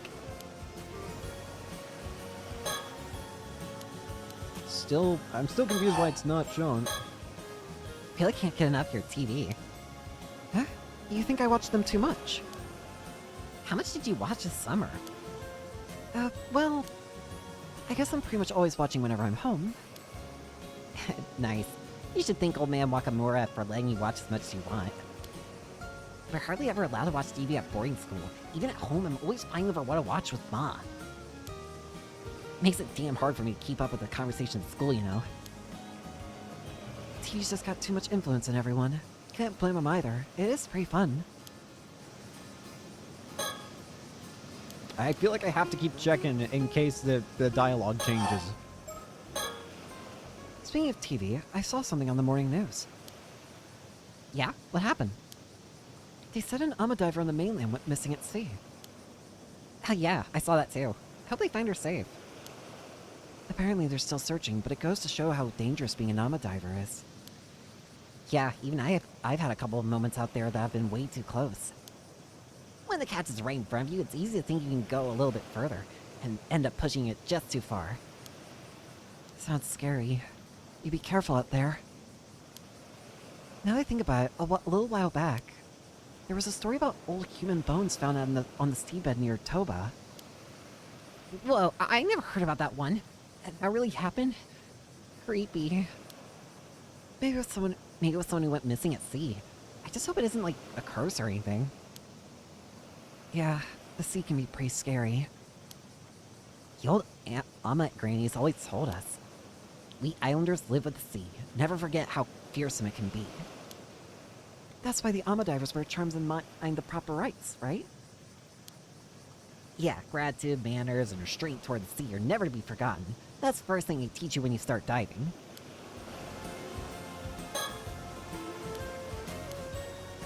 Alright. More. You know, so compared to when you first arrived on the island, you've really brightened up. Maybe thanks to all that TV. Oh? Was I really gloomy before? Yeah, up until a month ago, it felt like there was a little cloud hanging over you whenever we spoke. It was like you were kind of depressed all the time, like nothing in the world that really mattered to you. Oh, that's how I came off. Sorry for being such a downer. Yeah, you didn't crack jokes like you do now either. But this year, way better. Having fun stuff going on really brought you to life. Makes sense. I'll try to keep up the positivity. You still look embarrassed. Okay, now we're done with that. Summer break. I guess you'll be heading back to the mainland soon now that the Obon holidays are over. Yeah, I head back to my boarding school in 3 days, so I've only got until the day after tomorrow to take it easy here. Right. Time sure flew by. I'm really gonna miss you. Me too. Only 2 days left, huh? 2 days. What am I gonna do? Huh? I guess whatever she wants advice on is time sensitive? No changes. So the plans you were talking about for the day after tomorrow, I guess it's a get-together with the others before you head back? Yeah, that's right. Plans with Azami and Yuza. I couldn't give them much time this trip, so I figured they might be feeling a bit left out. Makes sense. You're pretty close friends. Totally. Ever even grown up, they still do the dumbest stuff. Can't just leave them be. Maybe I should leave you all to enjoy it without me then. No way. They're the lucky ones to have someone as cute as you come along with me. Okay, a little small talk just seems to have calmed down a bit. Okay. More summer. Man, can't believe my summer break's already coming to an end. Yeah, it's kinda sad. Whoops. Alright, now let's talk about your advice. Okay, I'm ready. I'll just say it. Go ahead. So, the thing is, I think I like someone. I had a feeling it was gonna be something like that. Alright, go on. We'll hardly get to see each other anymore soon. I want to tell him how I feel while I'm still here on the island. Makes sense. I'll help however I can. As Kamishima's living encyclopedia, I've seen this all on TV before. I, probably know a thing or two that can help, for sure. Yeah, you don't sound all that confident, which kinda makes me a little nervous, but I can tell you mean it. Thanks. I just don't really know what to do.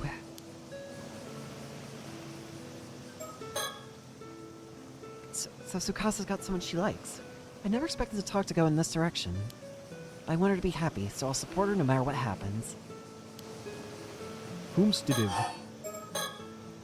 So which of the two is the lucky guy? Huh, who you mean? Oh, no, wait. Don't tell me you think I like Azami or Yuza. Wait, you mean it's not one of them? Me falling for one of them? Not a chance. They're basically like brothers to me. I can never picture a romantic relationship with them. Sorry. I just assumed. I call myself the walking, talking, living encyclopedia, but been bragged that I've seen all on TV, but I guess I don't really know anything. Sorry, this is so embarrassing. I'm gonna go die now. Whoa, don't sweat it. Really, no dying. Oh god. No. Let's die. Anyways, who is it? But then, who is it? No point dragging out, so I'll just tell you. It's Shotaro. Ah, Mr. Wakamura's son. I see. He's sincere, smart, and pretty handsome. I can see why you'd like him. Right? He's back visiting the island at the moment, but he usually goes to university in Tokyo. I secretly admired him for ages, but I always thought he just saw me as a kid. I figured he'd never be interested. But now I go to school in the mainland by myself, and I'm even working as an ama diver. I think he might see me more as an adult now. More than before, anyway. Yeah, that makes sense. So you want to let him know how you feel while he's still on the island? Maybe it's all just one side of my hand, but I can't keep these feelings bottled up. Then tell him, I'm with you. Shotaro Wakamura, the only son of Shinobu Wakamura, a local Kamishima magnate. Due to his father's influence, he was pampered by those around him from an early age, but he grew up to be a pleasant and sincere young man despite this attention. He is well regarded by those who know him, and often being told that he has been blessed with a sharp intellect, good looks, and a variety of talents. He's currently attending a university in Tokyo and is back in Kamishima for summer break. Although his father Shinobu wants Shotaro to inherit the influence and wealth he has spent so much of his life building up, Shotaro himself has no intention of doing so. On the contrary, he is skeptical of the old-fashioned insular ways of island society, and it regards his father as the very embodiment of those outdated mores, viewing him as with utter disgust for his overbearing, vulgar tendencies and superstitious beliefs. Well, Ken. Shotaro, huh? We do live under the same roof, but I pulled up in my room most days, so we don't actually interact that much. This way I'll have no advice to give. What should I do? Nothing's changed around me. I guess... I want to tell Shotaro how I feel like after tomorrow. What do you think I should do? You're staying with the Wakamuras right now, right? Know anything about him that might help? Oh, I'm afraid Miss Encyclopedia might not have that kind of info. You don't have much info at all, do you? I mean, he's honestly not home most of the time, so there's a lot I don't know about him. Feels like he's always got something to do, checking in on folks all over the island. Like, I don't suppose you know if he has a girlfriend or in Tokyo or anything? I'm afraid I'm not sure. Tokyo's packed with beautiful girls, right? A guy like him will be left alone for long. Well, from what I've seen, I haven't noticed him keeping in touch with anyone. Then what he likes? Something he'd be happy to get. Let me think. Sorry, nothing's coming to mind at all. I really may as well just go die somewhere. Come on, don't say that. Thinking it through with me is more than enough. You gotta stop joking about dying like that. It's not a joke.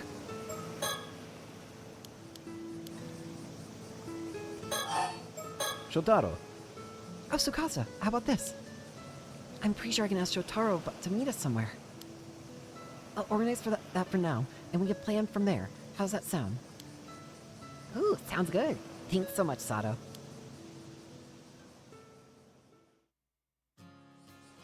Oh boy.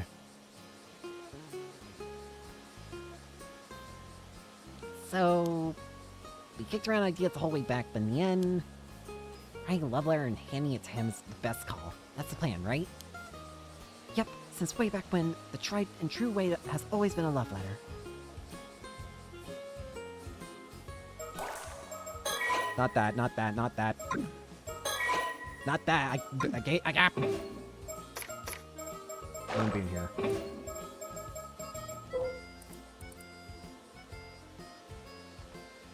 He is skeptical of the old-fashioned insular ways. Will he not like it? Classic method. I like it. You're heading out to die tomorrow morning, right? Yeah, weather is looking good.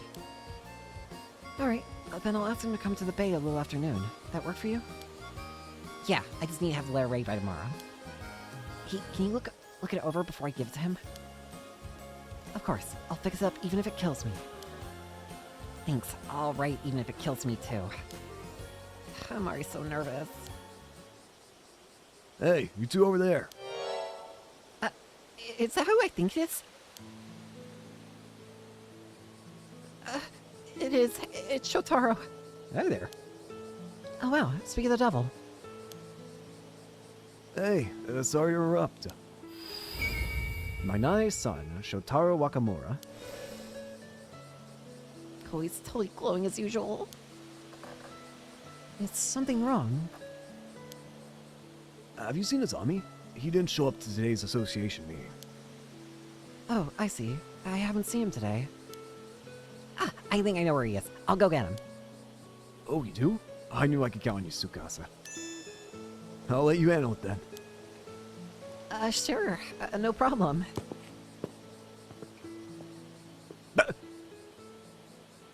Oh, man, call me by my name.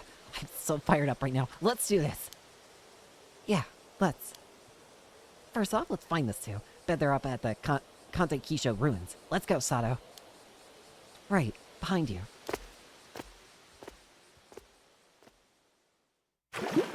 Alright, so that's what happened. Now, I see we have a third story.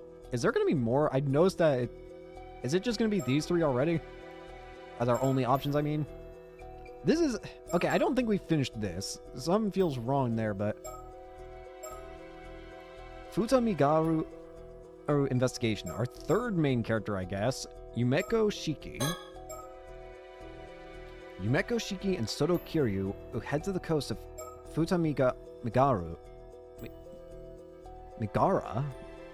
Futami Gara, after receiving a report about a strange corpse found there.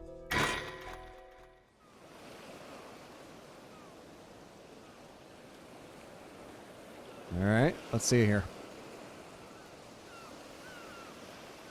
Mishiki, there you are. Sorry for calling up you all the way out here. Not at all. Thank you for bringing the case to our attention. I hear you've got an unusual corpse on your hands. Well, forensics aren't here yet, so I honestly don't know whether it can even be called a corpse or not. But I do know it'll cause stir if anyone catches sight of it, so right now we're just trying to keep the busybodies away. Sure, I'm glad it happened while you were still here, though.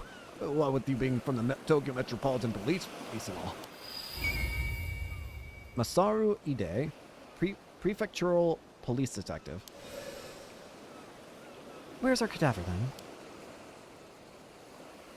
It's still in the water over there where it was found. Feel free to go ahead and examine it. Over there. I see. Vision ability on. What? What is this? Whoa. I see sticker. Mockingbird. Number 2, the Terminator. The Turninator, sorry. Police officer. The local police have the area closed off to make sure bystanders can't get too close. This is Futamigara, the coastline just northeast of Issei City. It's a pretty popular location for tourists. I'm going with this voice for the guy. And there are several beaches nearby as well, so a bunch of people are milling around.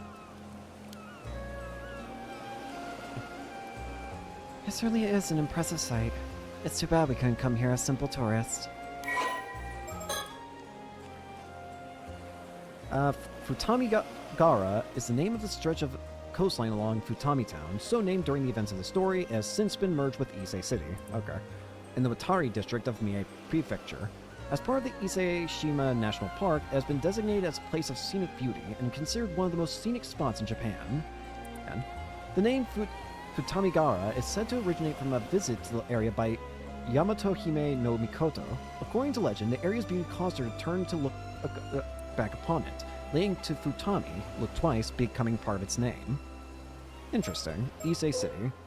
A city located in the central northern area of the Shima Peninsula. The northern part of the city is on a plain directly facing Issei Bay, while the southern part is on more mountainous land, surrounded by hills.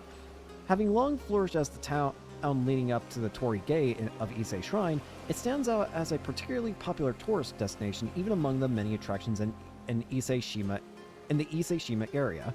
The city is sometimes referred to as Shinto, meaning the city of the gods. Although best known for Issei Shrine, many other temples and shrines can also be found within the city. The land overlooking the Issei Bay is blessed with an abundance of beautiful scenery, including Mount Asama, which was included on the list of 100 famous Japanese scenic spots during the Showa era. Sorry, I was doing something. Interesting. The sound of the waves and the buzz from the onlookers fills the air around us. I suppose it's inevitable that the police being around would draw people's attention. I just hope it doesn't cause a commotion.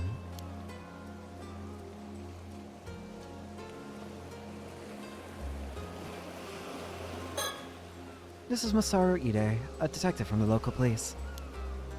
He's acting as my point of contact while I'm over here, as well as providing any support I need. I doubt it's quite a troublesome assignment. There are a lot of things need to be kept secret for one. But he's been very good at not prying into the particulars while doing what needs to be done, occasional grumbling notwithstanding. Given what this case has ended up involving, though, those particulars may not end up remaining undisclosed for much longer. Masaru Ide, 35 years old, prefectural police detective, an assistant inspector in the 1st Investigative Division of the Criminal Investigation Department of the Mie Prefectural Police.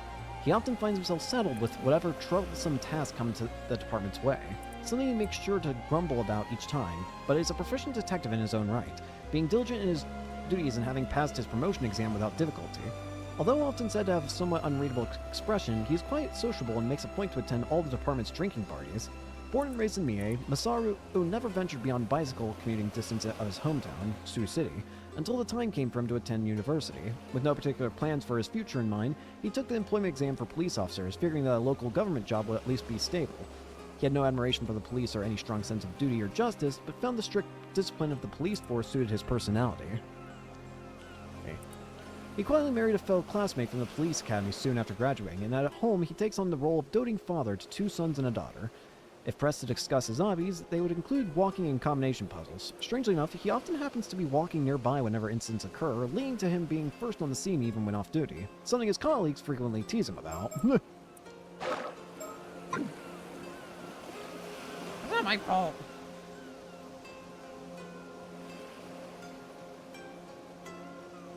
Oh, I just had like a mini panic attack, honestly. I look at my phone and my dad says, I hope it's going well. I hope it goes well, and I thought it was going to be Hang on, screw whatever I was going to say. What is that?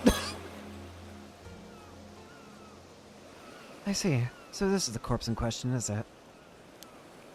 Unusual is certainly a word for it. It's all dried up now, almost like it's been mummified. But apart from that, it's pretty safe to say this is a mermaid, right? Let's take a closer look at it.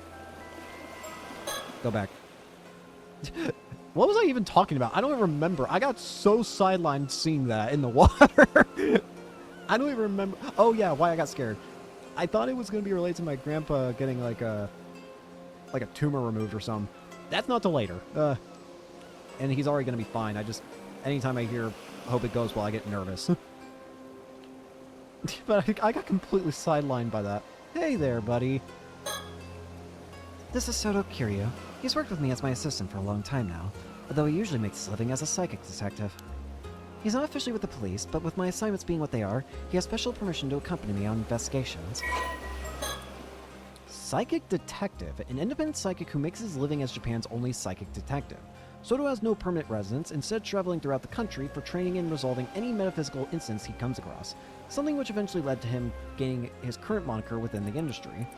Although he has a calm and taciturn personality and is possessed of sharp mind, he's surprisingly sensitive by nature. However, this trait does not extend to mercy towards spirits and other phenomena, which he often ends up subduing by force. Primary spiritual abilities: curses. The ability to use particular curses to inflict harm or otherwise negate effects, negative effects on others. Effects range from forcibly binding a target in place to dealing fatal wounds. The stronger the curse's effect, the greater the burden on the user. Shagan, the ability to see the face of a deceased individual from their remains, allowing for recreation of their features via portrait sketch. Only a small piece of the deceased remains is necessary to use this ability. However, enough of the thoughts and desires of the dead individual must remain for it to be effective. The Feast of Shadows, the ability to create a domain in which the potency and range of certain types of spiritual abilities are increased. Only effective at night, Soto himself is able to create a domain up to 1 kilometer in range. Soto's family runs a small shrine dedicated to a certain Onmyoji from the Sengoku period. This Onmyoji is said to be an ancestor of the Kiryu family, which may explain why their bloodline has produced many individuals with a strong spirit sense over the years. Soto was born with an exceptionally potent spirit sense even within his lineage, leading to his abilities catching the attention of legendary psychic Itensai Shiki when he was 8 years old. Itensai subsequently took him under his wing as his protege, and Soto underwent rigorous training under his watchful eye. Even now, he is always quick to respond when summoned by his mentor's wife, Yumeko Shiki, and often supports her during her work. He also has a keen interest in swords, and is extremely knowledgeable about blades from all countries and eras. Bro likes his swords.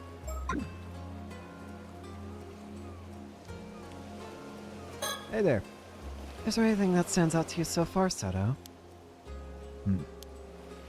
I'd like to get a better grasp on the details before saying anything, I think.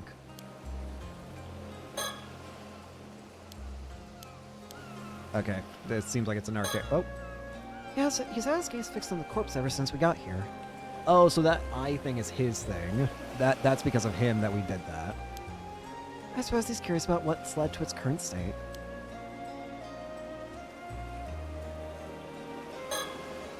At first glance, he seems a sort to find hard work troublesome, but he's proven himself to be quite the thoughtful individual. If that attitude of his is a deliberate ploy to get those he's dealing with to lower their guard, he's certainly not one to be underestimated. Shut up, don't break my cover. So I wonder what happens if I use this. I was wondering if it'd do something there. Interesting that it allows me to see stickers that easily, though. Anything else of note that seems off? Nope. Not that bind. The other one. We originally came to Mie from Tokyo to investigate another case. But with so many other incidents occurring, I can't help but get the sinking feeling something troublesome is about to happen. Detective Ide has been a huge help to us so far. We might be able to reveal some of our circumstances to him.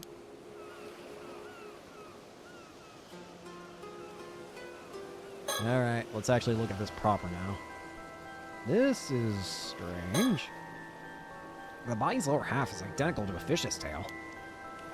If this was a fish, it'd be a pretty huge one. Torso. It would seem like the fish half of the body begins from the shoulders downward. All the mermaids I've ever heard of have had their fish half start from the waist down. If it is a fake, maybe whoever made it didn't do their research. Really, several of the mermaids described in old Japanese legends had their faces as the only human part, though. Seriously? Guess that makes me the one who didn't do their research then. If this really is a corpse, I wonder when they died.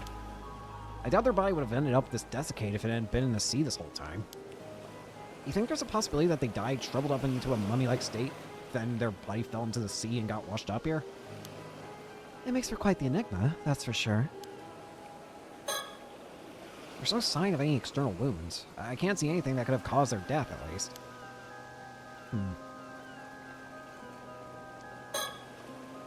As you can see, there's no doubt it has a human head. That's the main reason we went ahead and was treating it as a corpse. That makes sense. I can't imagine anyone would have seen a creature like this before, after all. If it really is a mermaid, wouldn't this be a pretty huge discovery? It's not the sort of thing we'll be able to make public, that's for sure. Is the curse of the game gonna be this mermaid's curse? I don't suppose we have any way of confirming their identity. Their identity? Given the state of the body, it'd probably be difficult to confirm based on facial features, but we might have a chance using dental records. Though, that would depend if they've ever had a dental exam. I see. That makes sense.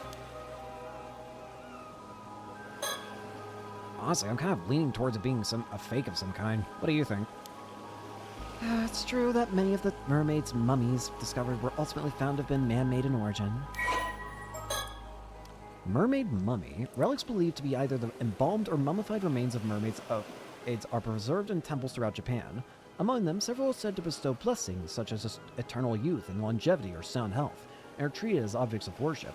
In the 1970s, some garnered so much attention after being featured on TV that people traveled en masse to see them, prompting some temples and shrines to discontinue public viewings. Mermaid mummies have also been documented in other countries in the 1800s. In the 1800s, the exhibition of mermaid mummies as exotic curios became a widespread phenomenon across Europe and the United States. Although these mummies were originally believed to be genuine, subsequent analysis has revealed fibers from materials such as wood and paper in their composition, exposing them to be man-made in origin. The quality of some mermaid mummies crafted in Japan during the Edo period was particularly high, with several being widely circulated, especially in Europe. However, the revelation that many of these mermaids were man-made does not disprove the existence of mermaids, and debate on the topics continues even today. Mermaids have always been kind of interesting, I guess. I mean, people living underwater, that'd be cool, but it'd also be terrifying. You see the kind of demons that exist in the water? You don't find me complaining if it is. I don't need to investigate a fake corpse after all. Maybe that's being too optimistic, though. We'll just have to see about that, won't we? When I first saw this expression, I thought they must have died in unbelievable agony. At the same time, I can't but feel like they could almost look satisfied? Could just be my imagination, though. Satisfied, I don't really seem satisfied in that, to be honest with you. I have no idea where you're pulling that. Do we know what the situation was when the corpse was found? I just got here as well, so I'm not clear on the details myself. But from the sounds of it, a local civilian happened across it about an hour ago as they were passing by. They got us on the scene immediately, so no one else should have seen it. That's a relief. We don't want people working themselves into a frenzy over this. Where is that local now? Well, you got someone taking their statement in the nearby police box. I'll let you know when we get more info there. Please do. If we really do have a mermaid on our hands, do you think all those stories about becoming immortal from eating mermaid flesh are true? Oh, so you're curious about that too, Detective? Well, I don't know if I'd actually want to eat it, though. Living forever doesn't necessarily mean you'll be happy, you know? He's not wrong. Besides, I can't say I find the thought of eating meat from this thing all that appealing. I see. I suppose that's a natural response. But there are plenty of people who would be interested in getting their hands on this corpse for that exact reason. I can see that. Might even have people all fighting it over if it gets out. All the more reason to try and keep it hidden. Sure is a troublesome thing we got our hands on here. Okay, nothing more from you. Anything from you, Ossifer? What about you? Wait, anything from this? Nope. I'm gonna turn on that vision ability at some point and it's gonna jump scare me. I can already tell. We already took a good look at the corpse. Well, I think we have a decent grasp of the situation now. What's your opinion, Soto? First of all, based on the state of the corpse, I think it's safe to say this is another case of the curse of the Forsaken Fish. Some of the residual curse energy is still lingering around the body. Curse of the Forsaken Fish? Just as expected, then. I suppose that's no surprise. Huh? What was that just now? We'll try to explain our understanding of the case so far, Detective. I realize some of it might sound a bit absurd, but please bear with us. Bear with us. This corpse is neither a fake, nor could it be called a mermaid. It is the remains of a human, one transformed into a fish as a result of the curse. I'm sorry? What? A former human? And a curse too? It's pretty hard to know what to say to that. One thing's for sure. That's not going to fly in the case report by itself. Am I explaining a bit more for me? Of course. Let's start with an explanation of our circumstances, then. What do you mean this person got turned into a fish? Fish.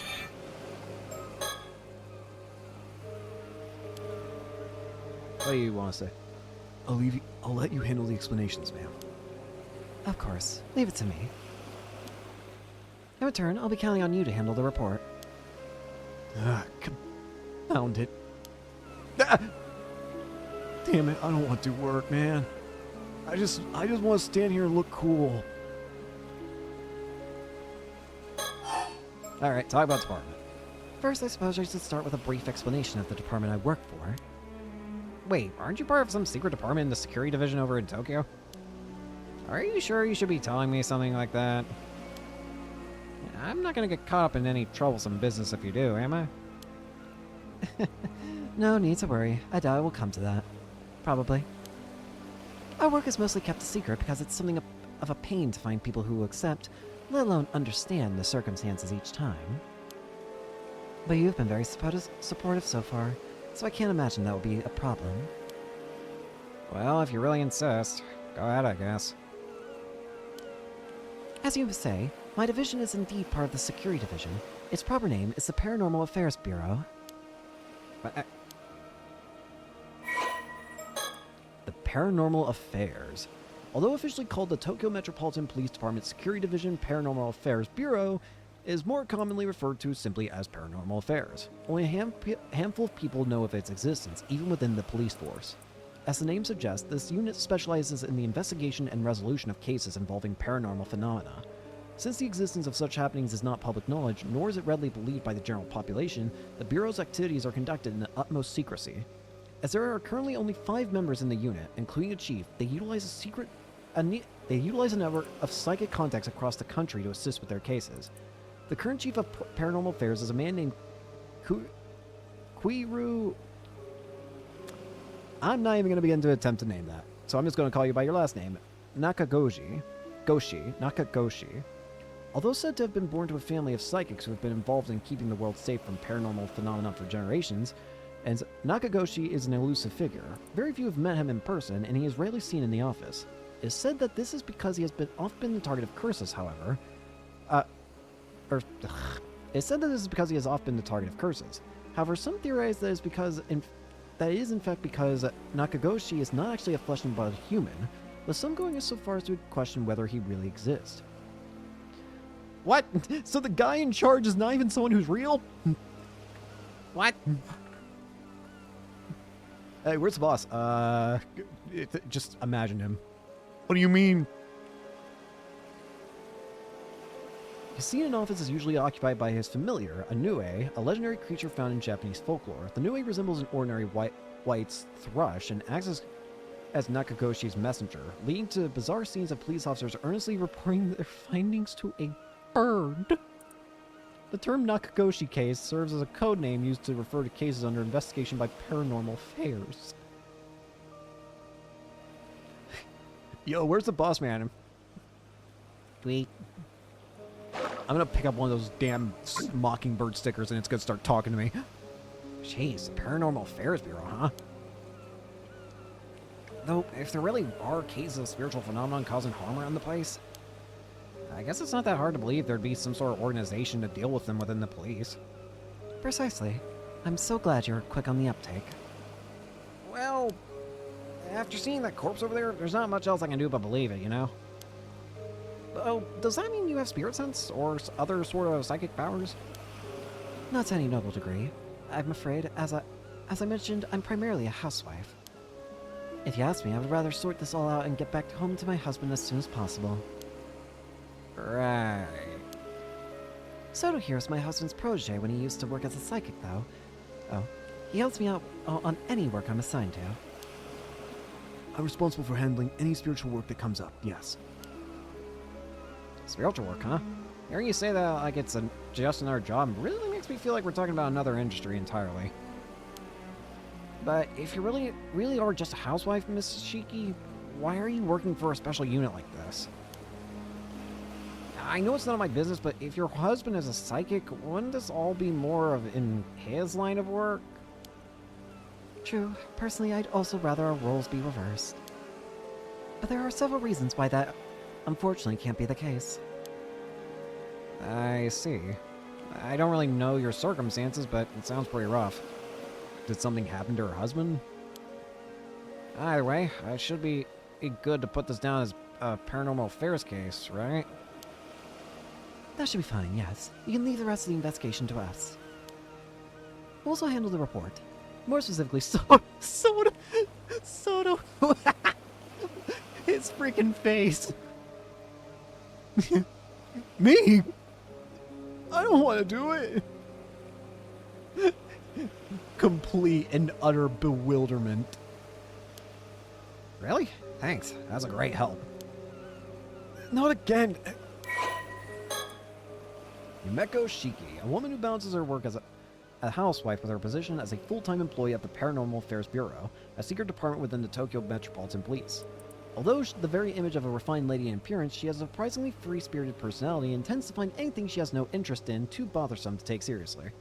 Things that do catch her attention, on the other hand, often command all of it, and she will actively involve herself in looking into them. She utterly adores her husband, swooning in admiration whenever the topic turns to him, and she is also viewed with affection by her co-workers, who call her ma'am. Out of the 5 current full-time members of the Paranormal Affairs Bureau, Yumeko alone lacks any particular metaphysical abilities despite possessing a meager degree of spirit sense. Even so, she was chosen to be part of the Bureau's elite unit for very particular reasons known only to a handful of people close to her. There was once one other member of the Bureau who had no paranormal powers to speak of, veteran police detective Tetsuo Tsutsumi, and the two occasionally worked on investigations together.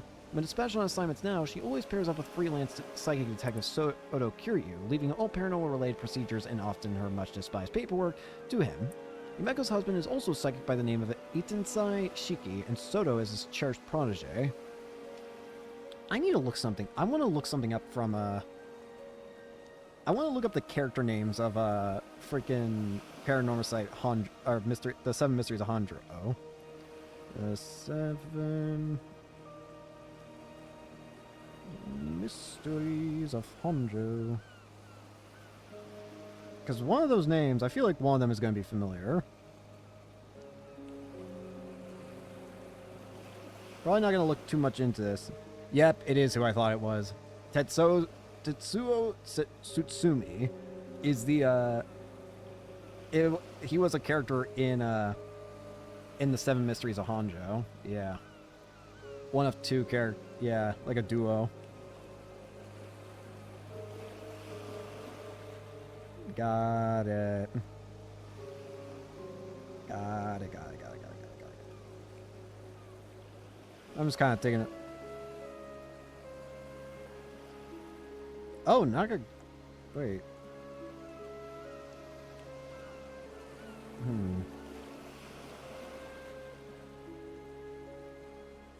Alright, sorry. I was just looking at that. What? Psychic / spirit sense. The various abnormal occurrences attributed to the spirits of the dead are collectively referred to as spiritual phenomena. These can range from small peculiarities, such as being able to see things that shouldn't be there, hearing strange sounds, or feeling a sudden unnatural chill, to larger scale phenomena powerful enough to defy the laws of physics, potentially even triggering natural disasters.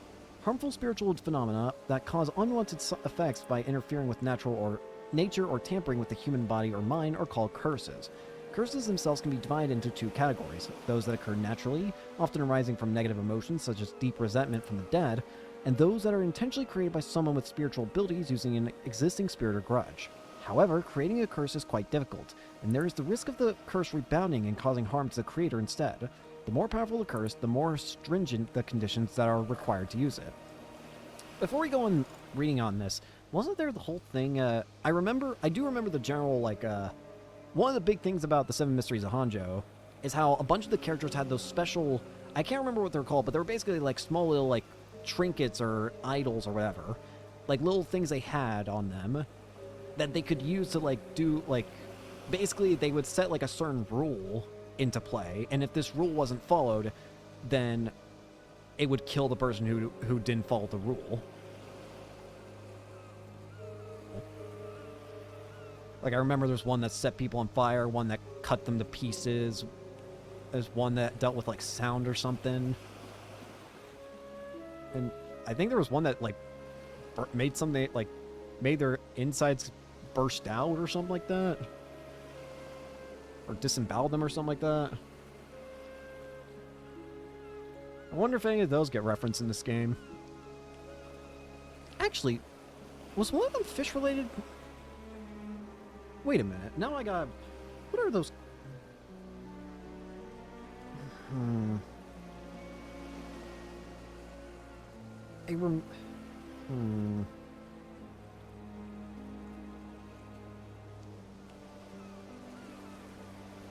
Yeah, they had curse echoes. That's what they were called. Or something like that.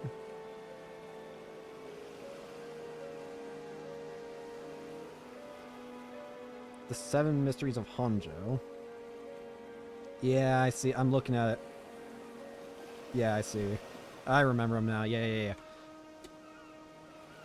The ability to sense the energy of spirits and spiritual phenomena is known as spirit sense. The strength of this ability varies from person to person, and while it can be increased to a certain extent through training, it ultimately comes down to the individual's innate talent.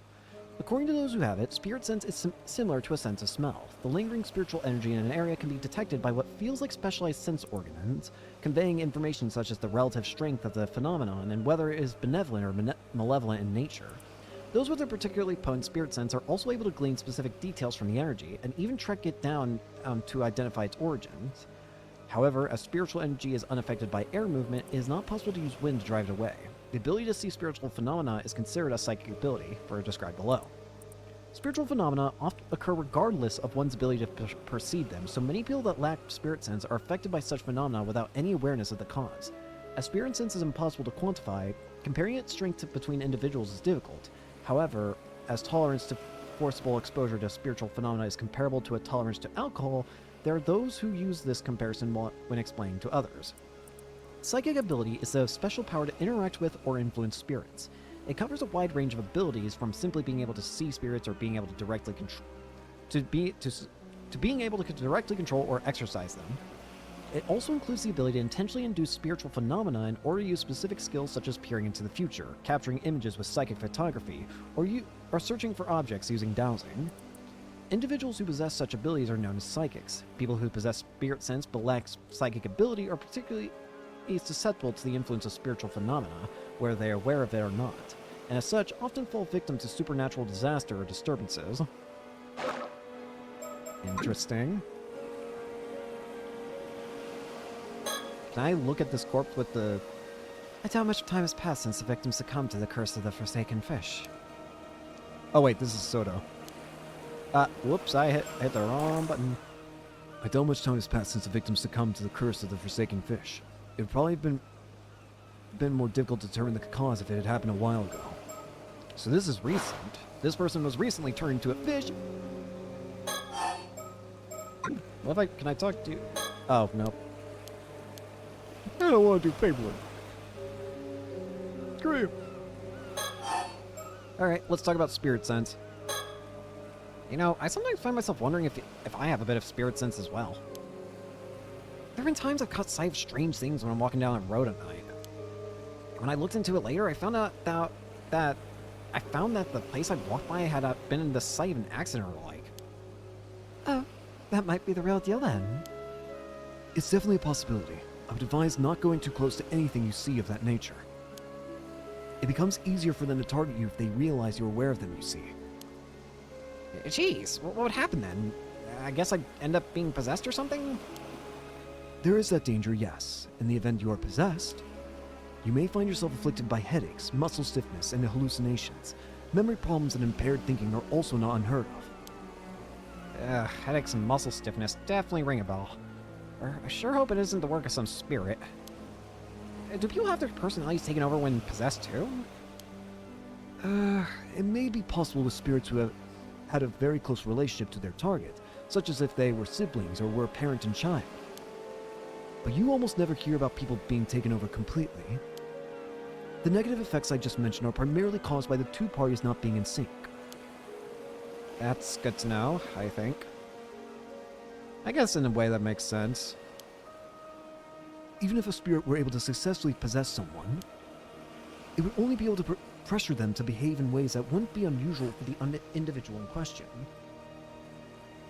Really? It could only influence them in ways in which they would do things that aren't really unusual for them to do to begin with. I feel like that's going to be important. I feel like that's going to become very important later on. I see. But in that case, there's no way of knowing whether you're behaving that way of your own will or not, right? Exactly. Hence the prevalence of cases where people don't even realize they're possessed. Huh. So that's how things work there. As far as I know, I haven't been having any problems like that, though, so I think I should be fine. You're cursed! Having spirit sense seems like it's more trouble than it's worth somehow. Yeah, to a degree it sounds like it. Curses. So I never would have thought that there's a curse out there that can turn people into fish. Fish. It only half worked, so the victim ended up looking like a mermaid. That's bound to cause some misunderstandings. The curse is originally meant to turn a person's whole body into that of a fish, you see. But the victim died before the transformation was complete, so it stopped before it could reach that point. So why did they die before it was finished? And how did they get this curse in the first place? That's another question. The vast majority of the mermaids discovered over the years are either man-made fakes or victims of the same curse. I see. To be honest, part of me was kind of excited when I first saw what it looked like. I thought it might mean that there are really mermaids out there, you know? Exactly like the ones you hear about in stories. I'm afraid we can neither confirm or deny things there. I get why you're asking about the corpse's identity now. It's because you realize it used to be human, right? That's right. Very recently, too. The transformation likely happened yesterday or even earlier today. So it's a very recent transformation. But again, the question I have is how did they die? Because, let's be real, it's not impossible that they could have died by their own terms. AKA, you know, suicide. It's not impossible. Because, I mean, think about it. From their perspective, they're just suddenly turning into a fish. I feel like in that sense, you would be going so delirious that you might just, you know. But what if they were killed during the transformation, though? In that case, but why would they be killed during the transformation? Who would kill them? For what purpose? What? Not recently? Someone could really end up in a state like that, like this, after just a day. They certainly could. Seriously? These curses sure are scary. I'll get forensics to take a look at it when they get here then. Please do. The investigator in question has worked on paranormal affair cases before, so they shouldn't need any explanation. Ah, right. The case from yesterday. Great. That should save us some effort then. I wonder how far in the future this game takes place from Mysteries of Hanjo. Considering it was mentioning Tsutsui earlier. Cursed one day, a mummified corpse the next. Sure is a scary world we live in. Department. So, does that mean you came all the way to Mie because you knew something like this was going to happen? Oh, that's awfully perceptive of you, Detective. I suppose you could say that, yes. At the very least, the situation hasn't come as a huge surprise. If that's the case. Was the body from the other day one of these cases too, then? Oh. Himeko Shiki, unidentified skeletons. It was indeed, yes. Seriously? That does sound like a pain to deal with. I bet our chief knew all about this when he assigned me to the case. If it lessens the burden, you have been a great help to us so far, Detective. Yeah, he's been chill. Yeah, I don't mind occult stuff, so I've been asking all these questions out of curiosity. But it's probably best I don't get too involved in all this paranormal business, right? You must have a good reason for keeping it under wraps after all. I think that would be wise, yes. Ma'am, What is it? perhaps I could use my shotgun ability to see if it produces any results. Ah, that's an excellent idea. I almost forgot we had such a handy trick up our sleeve. Shotgun? What does that do? Patience, Detective. You'll see soon enough. Right.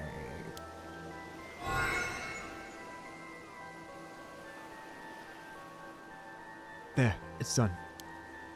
Oh, so it went well, did it? Well done, Soto. What's all this about then? Soto can see the face of the deceased from a piece of their remains, however small. He can then sketch their features based on what he saw. Ah, so that's how you get a sketch of the victim in that other case. An ability like that would be priceless if we could use it on the force, you know. Well, I hear it doesn't always work, so it unfortunately is not foolproof. So, what did our victim look like? About that. I think it might be faster to see for yourself. Hey, is that not... That's not... Hey, well then. User's about to be in for a rough awakening. This face. It's Somikawa. Nope, never mind. Wait, do we know a Somikawa? Nope, never mind. Wait, Somikawa? You can't mean... Who's Somikawa? You can't end like that! It's been completely shattered again. This poor Memories of Last Summer one just keeps getting put onto the wayside. Yeah, it seems like this is what it means by, like, these are completely, like, finished. But that means that there's something else in this one that I haven't yet seen, which is curious. I thought I did everything I could here. Evidently I didn't. I'll have to eventually come back there. Anyways, unidentified skeletons. Recollection. Yumeko Shiki arrives in Toba City, Mie Prefecture, to investigate the discovery of skeletal remains with her assistant Soto Kiryu. Ijika-tan. I love mysteries. Welcome, ma'am. I've been waiting for you. The site where the bones were found is a little ways offshore from this beach. You went ahead and started the investigation, I see. Thanks for that. Not at all. In clearing everything with local policemen, all I had to do was arrive and inspect the remains myself. To get straight to the point, there's no doubt. Signs of a curse are clearly evident. The skeletal remains are tied to a supernatural incident. Seems I was right to trust my intuition on this one. Alright then, let me hear your full report. Understood. This is the town of Ijika in Toba City. The area is a historic place known for its ama divers. Oh, I know it well. Wait, was that Soda that spoke? Whoops. This is the town of Ijika in Toba City. The area is a historic place known for its ama divers. Oh, I know it well. It's also famous as the filming location of one of Japan's most well-known monster films. I wouldn't know about that myself, man, but you seem unusually well versed in that area. Are you talking about, like, Godzilla? I know Japan's, like, I mean, if we're talking about, like, one of the most famous monster, like, wouldn't Godzilla be that one? Those old tokusatsu films are the best. You should watch them for yourself, Soto. As you wish. I'll look into it. Ijika Town? Ijika Town is a fishing settlement located within Toba City on the eastern tip of the Shima Peninsula. The area takes its name from Ijikajima, an island offshore of the region. It is said that the hollow in the center of the island was so reflective as to resemble a mirror, leading to Yamato Hime no Mikoto giving it its current name, which is written with the characters for stone and mirror. The Rias coastline is a particularly beautiful sight and is well known as a spot to watch the sunrise. It is also notable as the filming location of the first entry in one of Japan's most famous monster film series, and sees many visits from fans as a result. Again, the only one that comes to mind is like Godzilla or something like that. Toba City, a city located on the northeastern tip of the Shima Peninsula, adjacent to Ise City and Shima City. Along with the city itself, its administrative area also encompasses 4 populated islands. The combined area of modern Toba City and Shima City was formerly known as Shima Province. Its coastline features one of Japan's most notable Ria coasts and is renowned not only for its marine industries, but also for its popularity as a tourist destination. Having originally sprung up as a castle town of the Toba domain, the years following the Meiji era saw Toba flourish as the center of the Shima region. With an abundance of marine products available in its waters, it is also famous for being home to the highest number of active ama divers in Japan. And there are many guest houses run by ama divers and fishermen along the shore, providing visitors to the area with the opportunity to enjoy fresh seafood. Fish.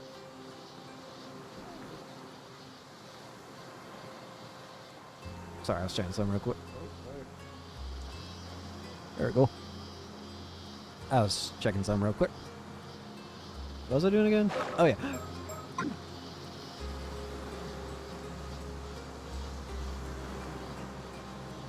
I don't know why, but I keep getting... I've noticed that there's been like a gathering of clouds in like almost every time we can check. And it always makes me paranoid. House. Anything special with this vision? The sun.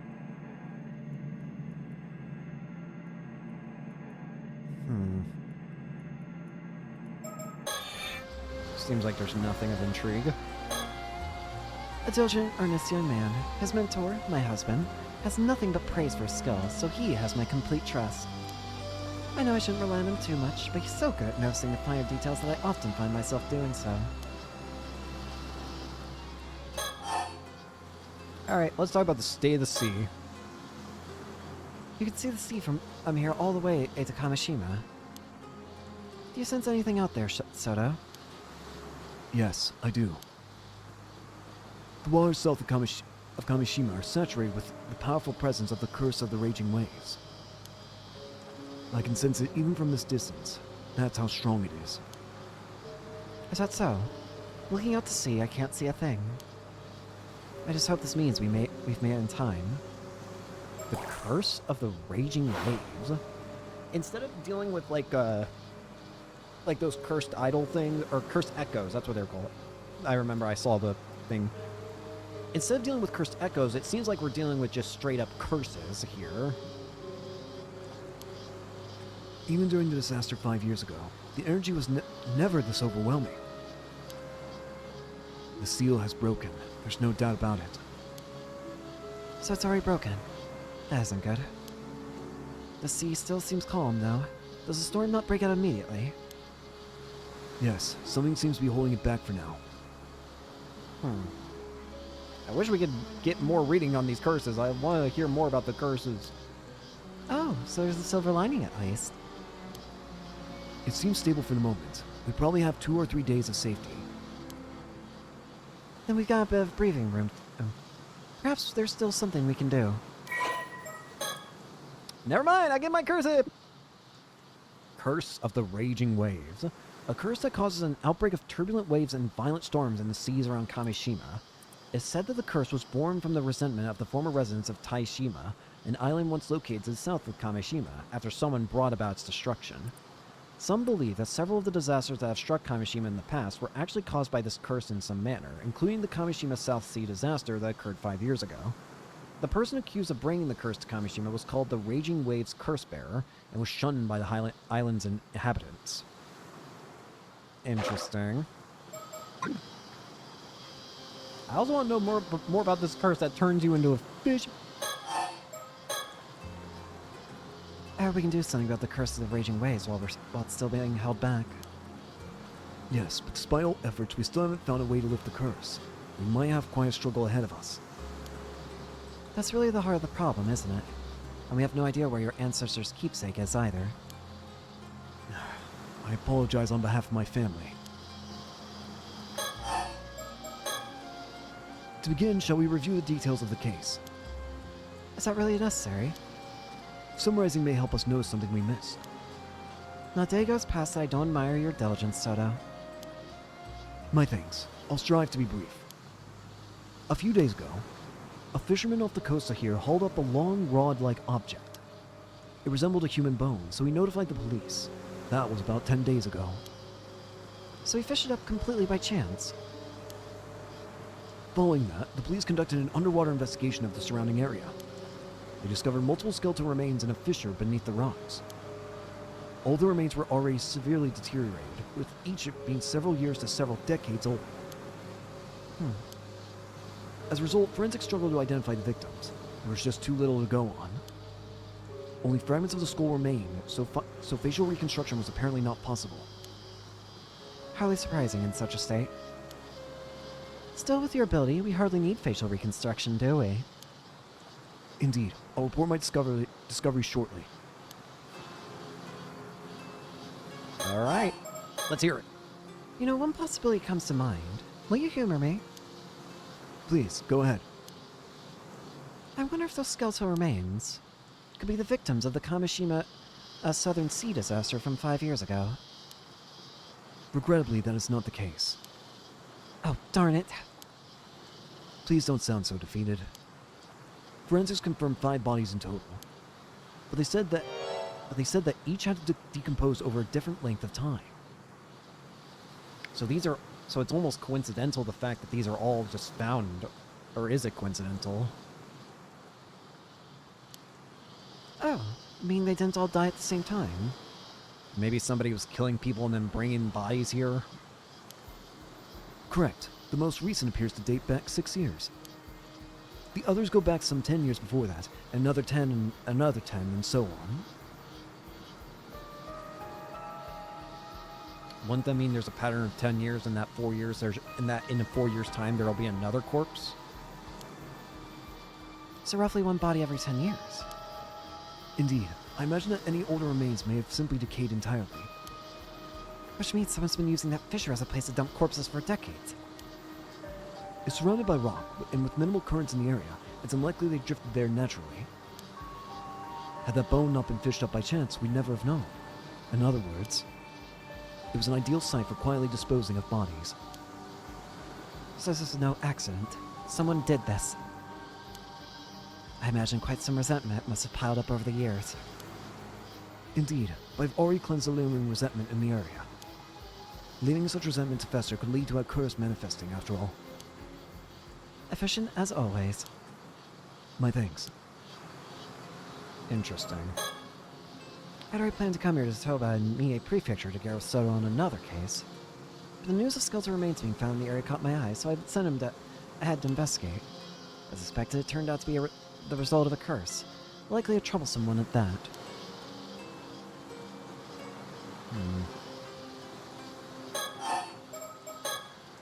There is one more point of concern that all the remains have in common. Go on. Each body bore a clean, precise cut, clearly severed. Severed? You're saying they were sliced straight through the bone? Exactly. Each was sliced down through the bone, all with a clean cut as smooth as the last. Forensics noted that reproducing such uniform cuts would be extremely difficult. Even with industrial equipment, such precision would have been unachievable decades ago. So it has to be a curse. One possible explanation is that a master swordsman, wielding a razor-sharp katana, cleaved each of them in a single stroke. Yes, well, that would certainly explain it.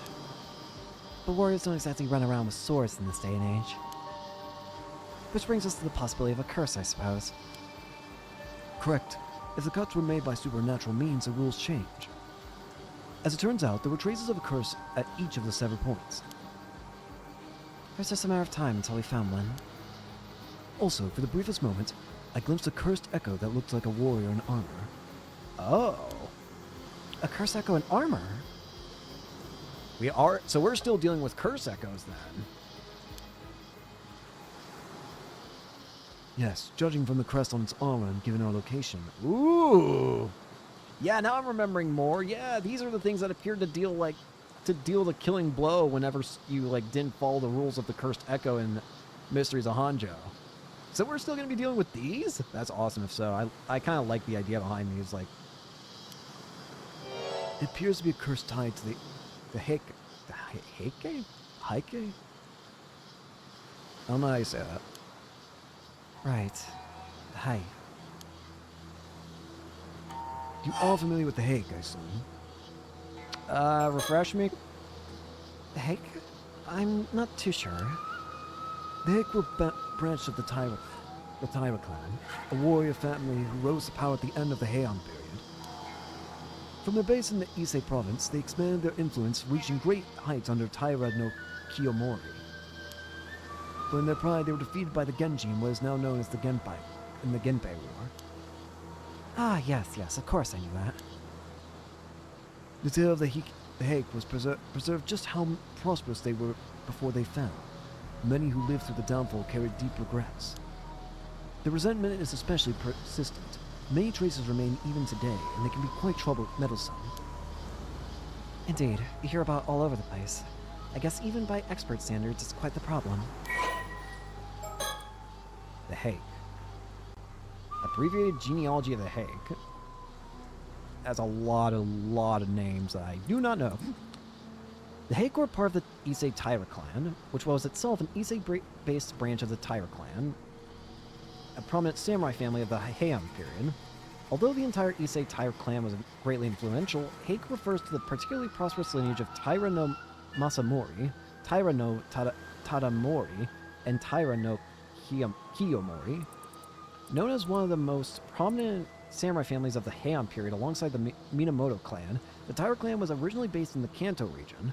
However, following Taira no Masakato's uprising against the central government in the year 1935 and its suppression at the hands of Taira no Sadamori, the latter's son, Kore Ehira moved to Ise province, where he came to wield significant political power. This was the start of what would become known as the Ise Taira clan. 4 generations on from Korahira, Taira no Masamori consolidated the family's influence in Ise. His successor, Tadamori, was granted permission to enter the imperial court in 1132, eventually attaining a rank equal to that of nobility. The distinguished military exploits of Tadamori's son, Taira no Kiyomori, further led to Kiyomori's promotion to Daijo Daijin, Chancellor of the Realm, the highest possible governmental rank in 1167. In 1180, Kiyomori's daughter Noriko married into the imperial family, and her son ascended the throne as emperor, enabling the Heike to consolidate their monopoly on the political authority.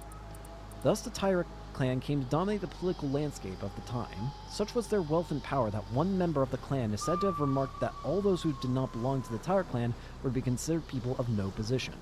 However, this golden age of the Taira clan did not last long. Their arrogant rule and dictatorial grasp on power led to many turning against the Taira clan, and the strings of rebellion soon came to a head, with several prominent figures joining forces in a bid to overthrow them. In the midst of the resulting years of warfare, Kiyomori died of illness in March 1181. Despite losing one of their key members, the Tyre clan continued to struggle against their opponents, but to no avail. In 1185, they were finally defeated in the Battle of Dan no Ura, and many of its members, including Kiyomori's grandson, Emperor Antoku, who was still a child at the time, were lost beneath the waves of Dan no Ura, burdened with unfulfilled ambitions. It is said that the Kusanagi no Tsurugi sword, one of the 3 imperial regalia of Japan, regarded since ancient times as a symbol of imperial authority, was also lost to the sea that day. After the defeat, the surviving members of the Tyre clan, now disgraced as fallen warriors, scattered across the country and lived out their days in hiding. To this day, legends of Tyre clan survivors persist in various regions across Japan. Interesting. What's more, the katana that cursed Echo carried, I believe it may have been the famed blade Nukimaru. Nukemaru? Yes, a blade passed down through the Hake, once wielded by Taira no Tadamori. I see. It would seem your love of swords proved rather useful here. So what you're saying is that these skeletal remains were cut and killed by the power of Tadamori's curse. I can't say it was Tadamori himself, but I'm confident it was a curse from someone within the Hake. At the very least, it offers an explanation for those mysteriously perfect cuts. But the bodies being dumped every decade surely can't be the curse too, can it? Correct. I imagine that part likely involved further intervention by someone else. So this wasn't an accident by some spontaneous curse. There's a perpetrator out here. Indeed. However, I can't imagine any psychic with enough power to wield such a curse would dispose of bodies so poorly. My theory is that someone is using a curse stone. They're killing through its curse, then discarding the bodies. A curse stone? Think of it as a talisman that lets even those without spirit sense use the power of curses. Basically what the whole thing we dealt with in Mysteries of Honjo, right? They are created when intense resentment fuses with a suitable relic. That sounds dangerously convenient.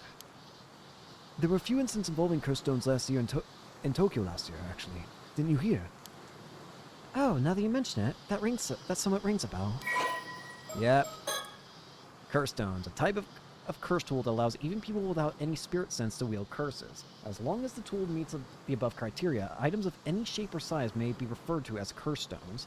Many curse stones have conditions that must be fulfilled to use them, often based on the spiritual power and characteristics of the curse itself. If a curse stone has a low spiritual power, it may only be possible to use it under specific circumstances, such as when under the influence of the Feast of Shadows, a spell that heightens the potency of certain types of spiritual energy. Yep, so the curse stones are kind of the whole thing that were used in Mysteries of Honjo. Yeah, I remember now. So in short, whoever's behind this possesses a stone imbued with the Hake's curse. They use it to kill someone roughly every decade, dumping the body into the sea. Yes, that aligns with the evidence. Thank you for the summary. And now there's this curse stone imbued with the curse of the Heike. This whole thing is turning into quite a headache. Even with so little to go on, so to have managed to deduce all this. Pretty impressive. I have to remember to give him my kudos later.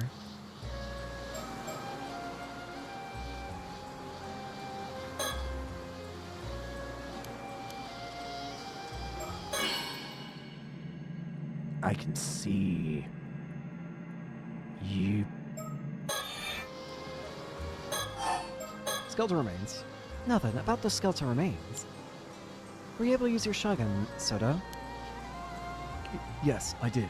It only worked for the most recent buy, though. The one from 6 years ago. By viewing parts of the remains, I was able to reconstruct a portrait sketch of how he looked when he was alive. Here's a copy. I've already provided one to the police as well. Impressive. That ability of yours remains quite the asset. Not always. There are times when the vision just doesn't come through. It's far from infallible. Besides, there are those who could simply speak directly with the victim's spirit and ask who did it. Even so, none of these methods would hold up as admissible evidence in court. But as a lead in our investigation, it's more than enough. Excellent work. Thank you. We had the police compare the sketch against missing people from 6 years ago, but no matches were found. Darn, would have made things much easier. Detective Ide is continuing the investigation. Ah, the detective with the local police. I've heard he's good, so let's hope he proves it. Toba seabed skeletons, a case in which multiple human skeletons were recovered from a deep fissure on the Toba seabed. The initial estimate indicated that at least 5 bodies have been disposed of there. The following information has not been made available to the public. Victims' identity is unclear. All victims are male. Each body is thought to have been disposed of at different times. The most recent body dates to about 6 years ago. Facial sketch of this individual obtained using Soto Kiryu's Shagan abilities. The other remains show signs of gradual aging, with the oldest dating back more than 30 years. Although the presence of older remains has also been confirmed, they have completely decayed and it is impossible to tell how old they are. It is unlikely that the bodies could have drifted into the fissure naturally, so it is thought that someone has been discarded them there every few years. Each skeleton shows signs of a clean, precise cut inflicted by a sharp blade. Traces of a curse were also detected around the severed sections. The victims are believed to have been killed by a curse wielded by someone connected to Heika. Maybe the way that the curse works is it only allows it every 10 years to kill someone. If it's so specifically every 10 years. Say, Soto, that sketch of yours. Maybe we should show it to some of the locals. Ah, good point. Someone might recognize them if they were around here 6 years ago. If we identify the victim, it could help us trace the one who used the curse. I guess we can't just leave things be now that we know that there is a curse involved. Honestly, I'd rather not deal with that. There you go again. Are you sure that's something you should be saying out loud? Obviously not. I just want to get this over with and go home. That's all. Yes, yes, we know how much you love your home. Ma'am, behind you. Behind me? Wait. Wait. That's... Oh. Oh, that's weird. Who's that? Just someone from town passing by. She bolted. Soto, after her. On it. Hey, stop! Let me go! I didn't do nothing wrong. I've apprehended the suspect. Good work. Sorry for the rough handling. Mind helping us out a bit? What were you doing here? Why did you run? What? Don't get smart with me. You're suspicious ones. Sneaking and poking around into things. You think folks won't be wary with shady types like you wandering through town? Ah, I see. Sorry if we gave you a scare. We're with the police. Nothing shady here. You're with the police? Seriously? You heard about the skeletal remains found nearby, yes? That's what we're looking into. You don't look like police. Say, do you live around here? There's something I'd like you to take a look at. Quick look at. Do you recognize his face at all? We believe he may have been around here about 6 years ago. Huh? Nope. Don't know him. I see. Then could you point us in the direction of someone who might know about people coming and going in town?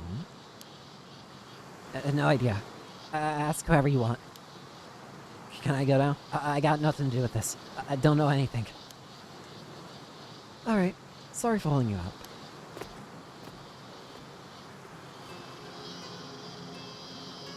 What a peculiar woman. It was like her mind was somewhere else entirely.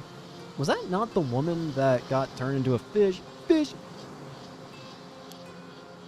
Well, either way, we should talk to more people in town. Agreed. Also, could you ask around and find out who that woman was? Of course. Several hours later. Ma'am, I've learned a few things. Excellent. Let's hear it. He didn't so much as flinch at the thought of tedious door-to-door investigation. Not to mention he's good at it. Having him here is a huge help. The port and town center are down that way, so this area is technically the outskirts. It's a quiet town, so a stranger loitering here would definitely attract attention. Oh, I keep reading the wrong book. Whatever.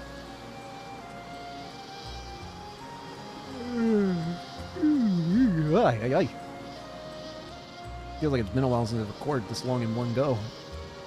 I'm probably going to have this stream be a bit on the shorter end, simply because I'm still going to have to get back into the swing of things. Sorry. But we'll probably go on for maybe either another 15 minutes or another hour. I know, very weird difference, but... Anyways, anything about that woman? I also asked around about the woman we encountered earlier. Apparently she isn't originally from this town. Oh, is that so? Indeed, apparently she wandered into town about 5 years ago. She's been living alone in a cheap rental apartment on the outskirts of town ever since. That matches up with the time period of the Southern Sea incident thing. When she first arrived, she had nothing but an old wooden box, which she was clutching as if it were very dear to her. Nothing but an old wooden box. Supposedly, she used to work as an alma diver. Around when she first moved here, she'd occasionally go diving for fish. But these days, she keeps to herself, and no one ever sees her diving anymore. No one really knows how she supports herself, and many of the islanders find her unsettling. Perhaps she fled from something and moved her life here. That was suggested, yes, but she's never spoken about her past, so no one knows for sure. Although according to her landlord, she's never been late on rent. And she's never caused any problems either. So it seems odd that she gets so worked up about strangers coming to town. Doesn't seem like she's in any position to be worrying about that. You think she might be hiding something? It's possible. Her attitude changed the moment we said we were with the police. Perhaps she was keeping watch over the coast where the bodies were dumped, waiting to see if someone showed up. Right. I mean, the most recent body is from 6 years ago, and she arrived in town 5 years back.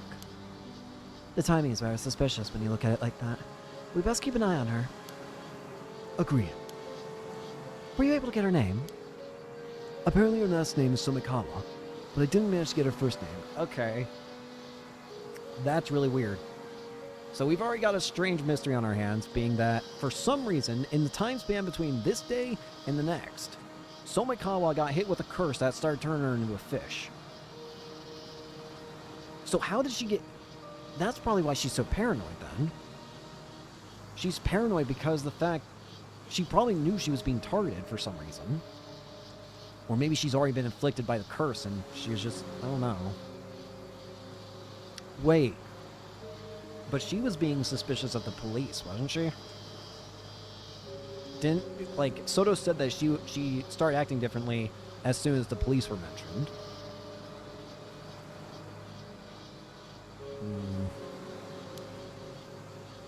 Somikawa?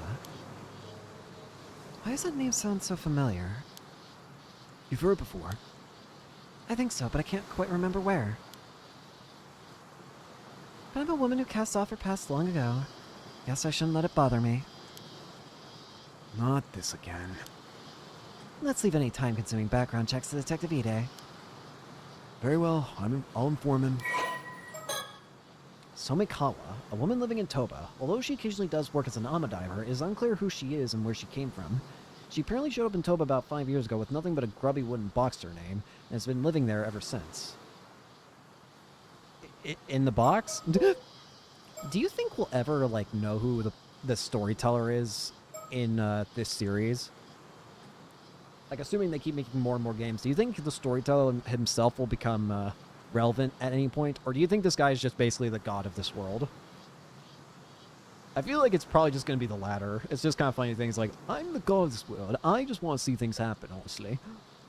I add the little pieces here and there, and they can do whatever they wish. And then I create a story for everyone else. What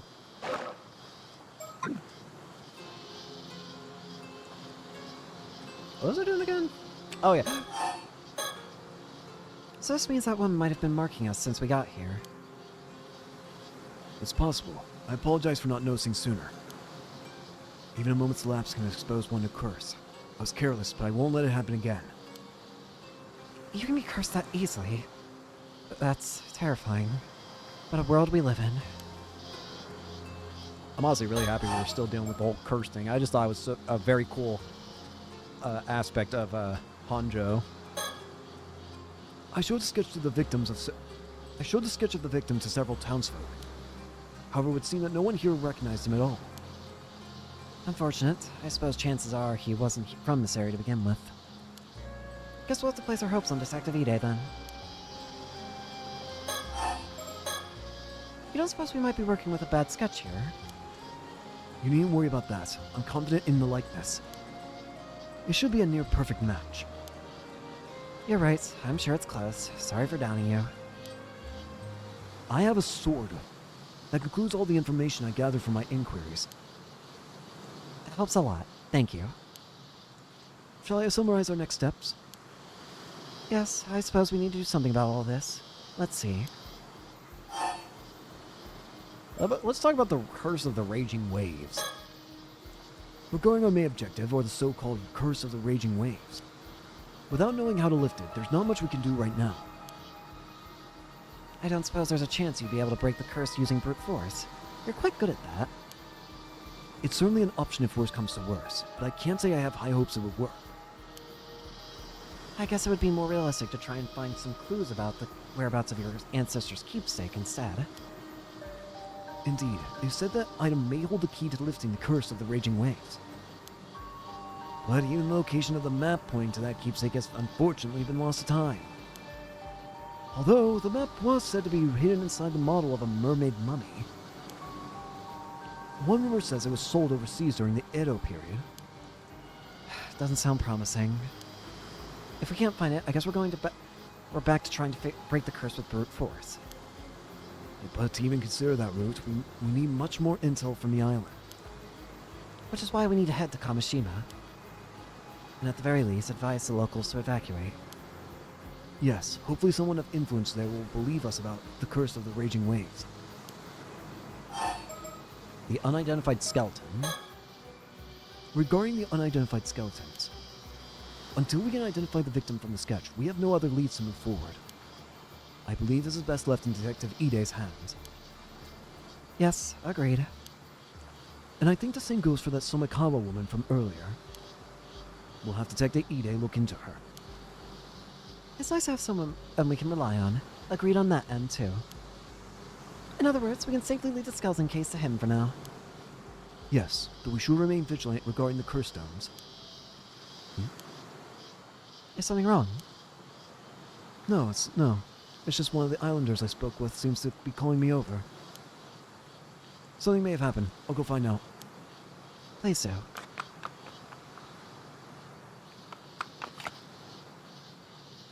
Ma'am, What was it? the person who called me over shared a new piece of information. They were told to keep it a secret.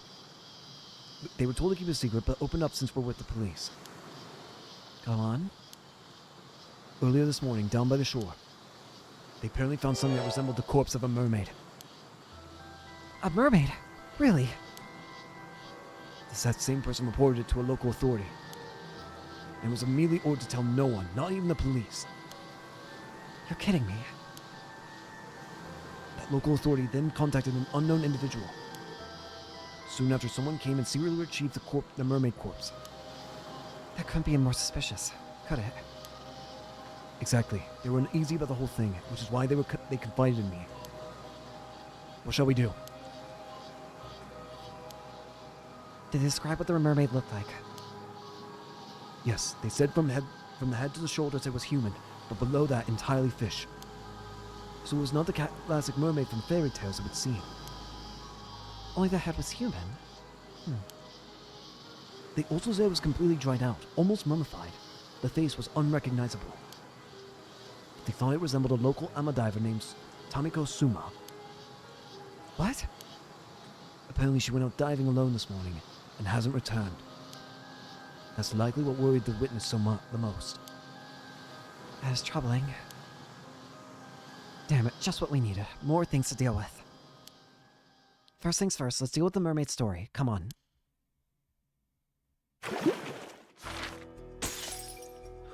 Up.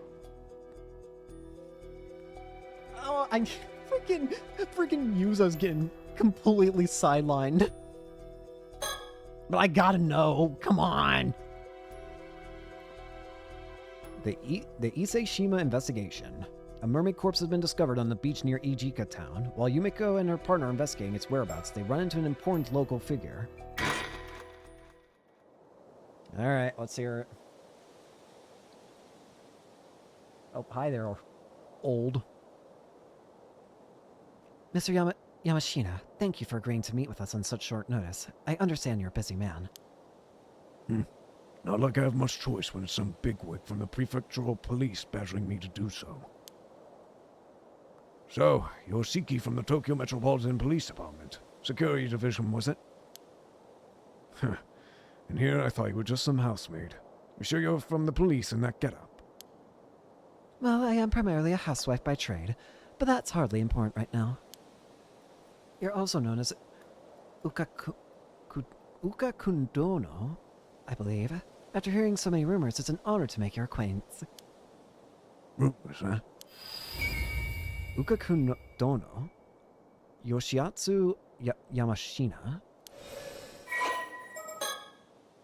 7-year-old tycoon, a wealthy tycoon who owns multiple companies and swaths of land, and particularly in the Suwa and Ise areas, born on the Taisha period, unmarried. There we go.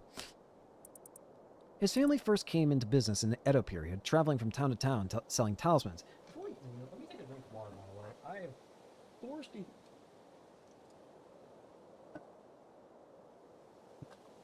Sorry about that. His family first came into business in the Edo period, traveling from town to town selling talismans, miscanthus reed hoops, and other items to ward off evil spirits.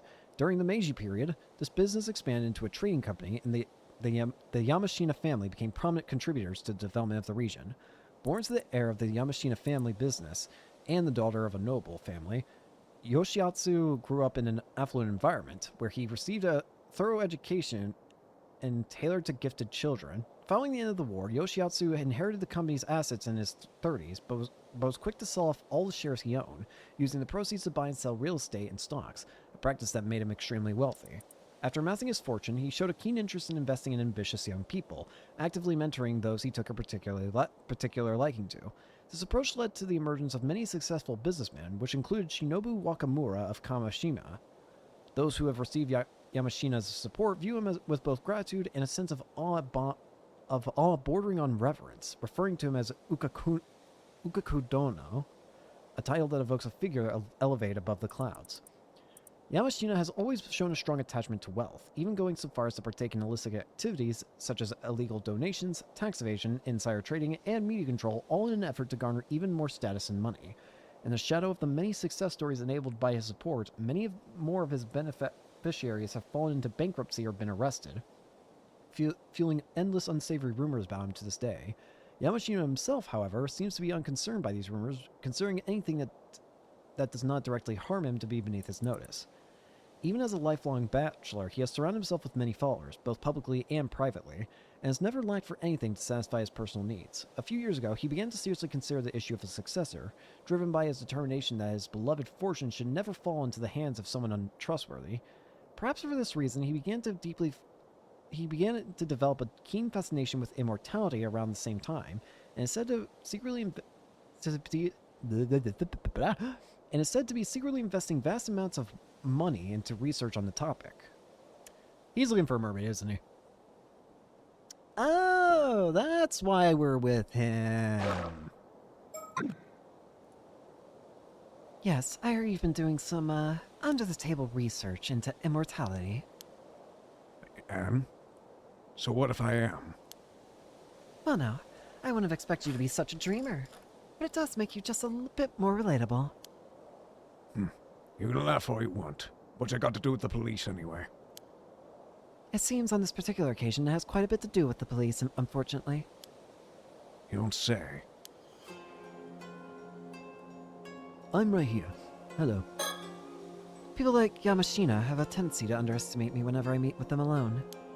Having someone intimidating like Soto with me gets them to take me more seriously. I'm glad he's here with me today.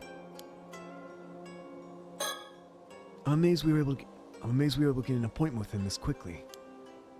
Yes, and all thanks to Detective Ide. It would seem he's quite the capable fellow.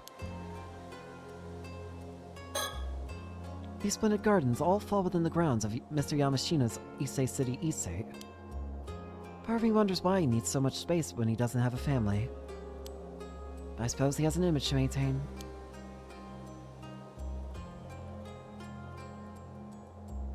Aha, bird. Who is you? You are the kiting killer.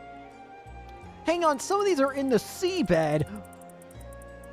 Oh, is that why it says, like, I can go back and do it? Or is that why it says, like, not 100% complete because I'm missing mockingbirds? That's probably what it is.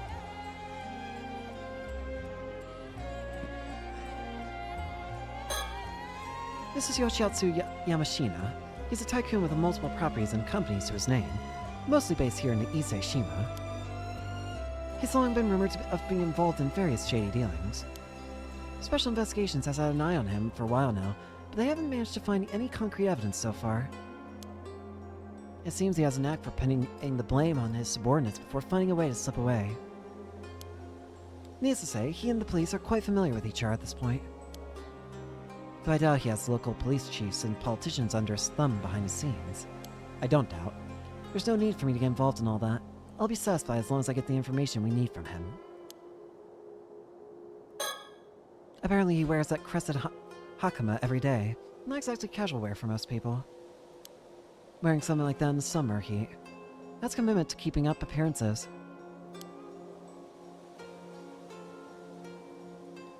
Building. Anything of note when I do this? Aside for the obvious. Bird up. Alright. I'll get straight to the point. I believe you took a mermaid corpse into your possession this morning. What? That corpse is linked to an ongoing case. We came here to ask you to release it into police custody. I had no idea what you're talking about. Of course, you will get something in return. We have some information I'm sure you'll find quite profitable in exchange. Like I said, no idea what you're talking about. That's all you came here for, then scram. Oh, pity. I really thought you'd be interested in what we had to share. Assuming you really are interested in immortality. Well, I suppose we barely know each other. It's only natural that you would be wary of our intentions. What do you say to a little chat to get to know each other better, Mr. Kundono? I, for some reason, thought you were going to say something different. Not that.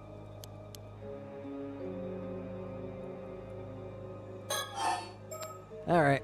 Have you seen this man? By the way, you're quite well connected around these parts, if I'm not mistaken. This doesn't have anything to do with what we came here to talk about. But I was wondering if you happen to recognize the person in this sketch. It seems he lived in the Issei Shima area around 6 years ago. Nope, never seen him. I assume you've heard the news about the old human bones found in the seabed. This is a sketch of one of the victims from that case. You sure you have no idea who it could be? First I've heard of it, actually. Got no interest in things that have nothing to do with me. Alright. Mermaids. There is one thing I should warn you about. Eating the flesh of that mermaid you found won't grant you immortality. And what would you know about that? Well, you know, one hears all sorts of things in this day and age. I don't know where it came from, but there seems to be a legend that eating mermaid flesh will grant one immortality. All I want to say is that it's just that, a legend. It has no basis in reality. How can you be so sure? Just think about it. If that legend were true, wouldn't it be strange that no confirmed immortals have ever been found? Yeah? Who's to say they aren't just living in hiding? The legend of the Yaobikuni is passed down in over 100 places across Japan, yet not a single verifiable immortal has ever been found to show for it. So you mean to say all those legends were fake? Please. If even just one of those tales is true, there's always a chance that there is an immortal hiding away somewhere. I see. You really are quite the dreamer, aren't you? I figured you were trying to bluff me out of that mermaid corpse for some reason or other. But now I'm sure of it. That thing's hiding some sort of secret, isn't it? Something you don't want me to find out.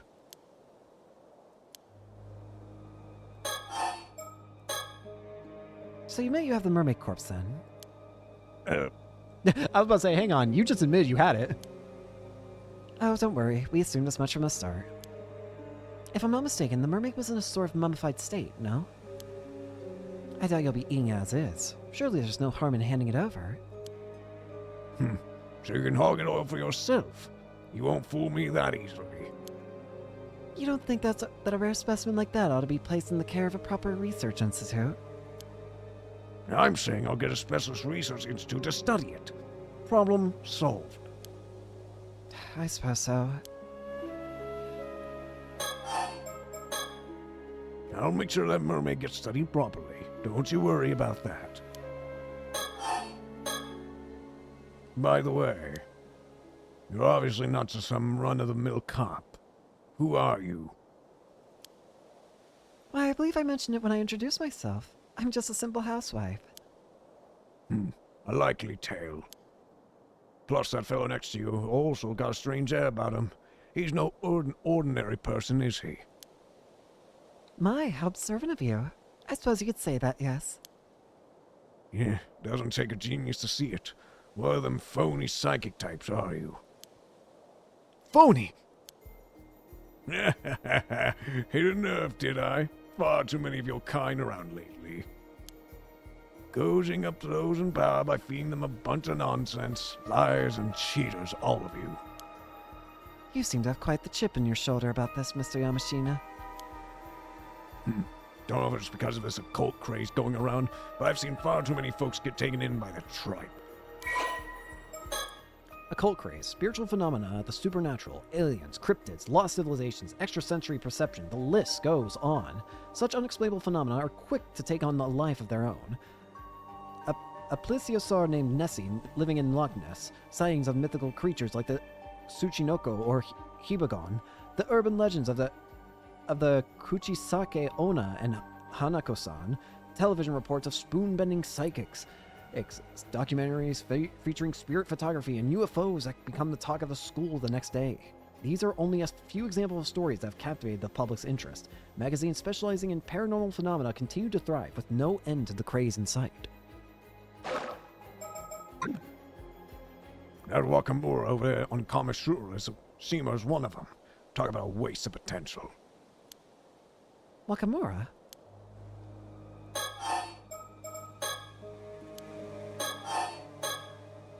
Can't say I care much about who you are anymore. You're going around some phony psychic tells me all I need to know. How dare you! Soto, calm down. He can think what he wants. Yamashina. I hear you've been putting quite a bit of effort into training up the younger generation recently. What's your take on today's youth? Useless, a lot of them. Bunch of pushovers that all have let all this new generation tripe go to their heads. We're the ones who built this country back up after the war, but they're out there strutting around like they own the place. Far too big for their own britches. My, what a scathing review. Would our resident member of the newest generation like to comment at all? Please don't call me that. I don't want to talk. I hear you've been searching for a successor, though. Given your strong opinions on the matter, I take it that you're struggling. Though I can see why that could lead to a desire for immortality. After all, there's no need to cede your legacy to someone else if you can remain at the reins yourself, It might have been true when I started my research. Oh, I take it that isn't the case now. I'm no spring chicken. The thought of living for hundreds of years like this ain't exactly appealing anymore. Don't see much point in immortality if I'm already long past my prime. Well, it certainly is different from the rumors. My apologies for jumping to conclusions. You have my wholehearted agreement that our immortality doesn't necessarily bring happiness, so... Yeah, seems a bit overrated. Let me clear up one more thing while we're at it. I've already decided on my successor. Oh? Turns out the perfect candidate was right under my nose the entire time. I haven't told them yet, but they're a sharp one. They'll do a fine job.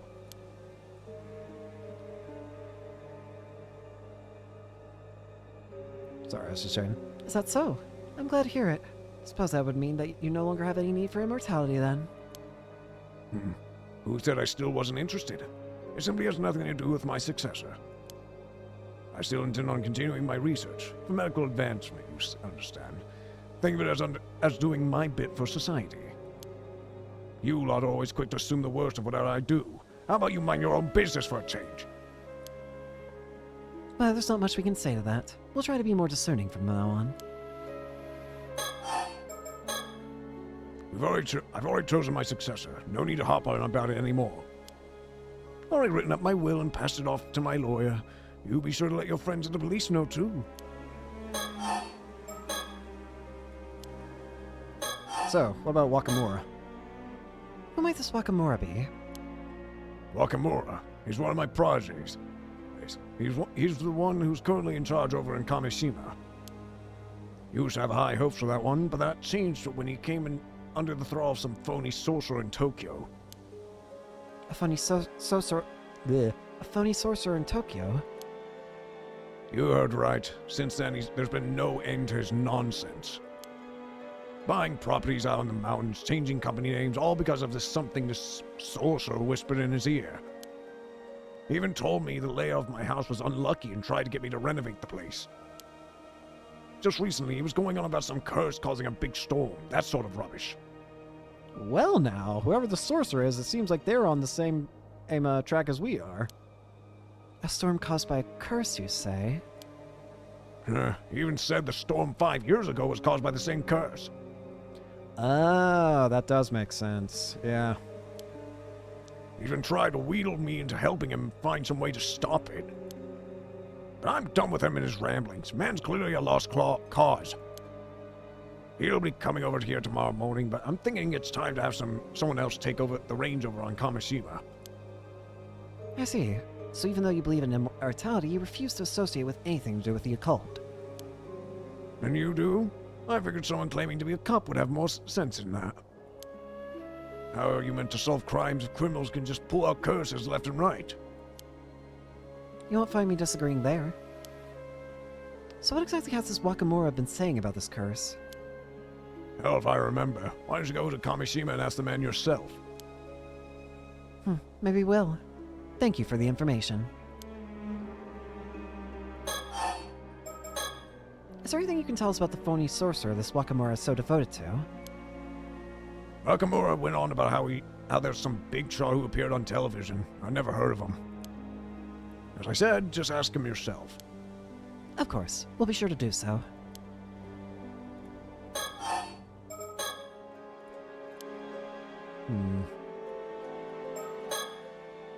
As we're looking into the corpse of the mermaid found earlier this morning, it seems highly likely that it was taken into the custody of Mr. Yamashina here. He's quite the big shot around here, with plenty of weight to throw around both politically and financially. Of course, all the local police know of him, and of his moniker, the Ukaka Udono. We had to get one of the higher-ups to act as an intermediary to even get a meeting with him. Personally, I'm happy as long as we get the mermaid corpse back from him. Although I certainly won't complain if he can tell us anything about the curse as well. I hear he's quite the curmudgeon, so we'll have to watch our step when dealing with him.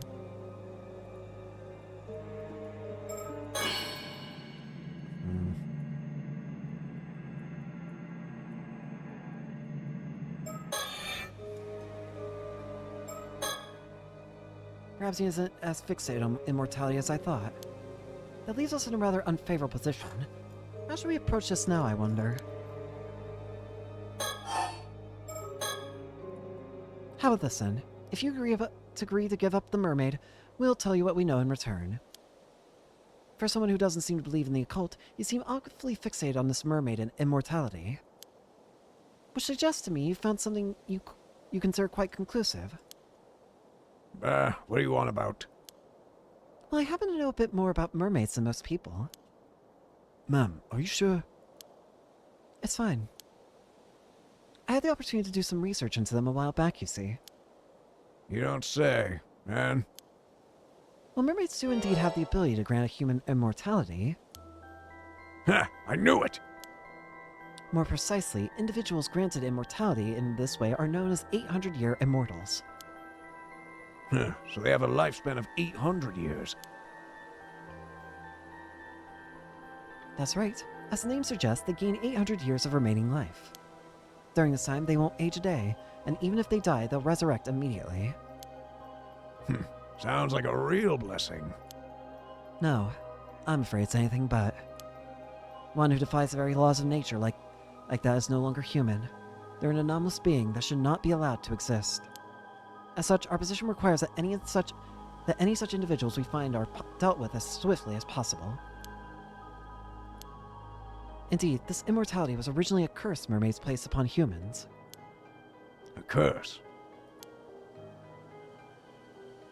Immortality is neither a blessing nor salvation for the living. It's a curse that robs them of the ability to die. None of those who have become 800-year immortals have found happiness. Not one. It renders living among other humans impossible, and makes them an outcast from society. Of course, there are a few years at first when life will be tolerable. But after that, every meeting ends in parting. You outlive whoever you love or are loved by. Even if you find acceptance, it will only be for a time. You'll always be shunned eventually. You'll experience this over and over for 800 years. 800 years unable to die, with loneliness as your constant companion. This is why many see no other recourse than a life of monastic seclusion, just as Yao Bikuni did.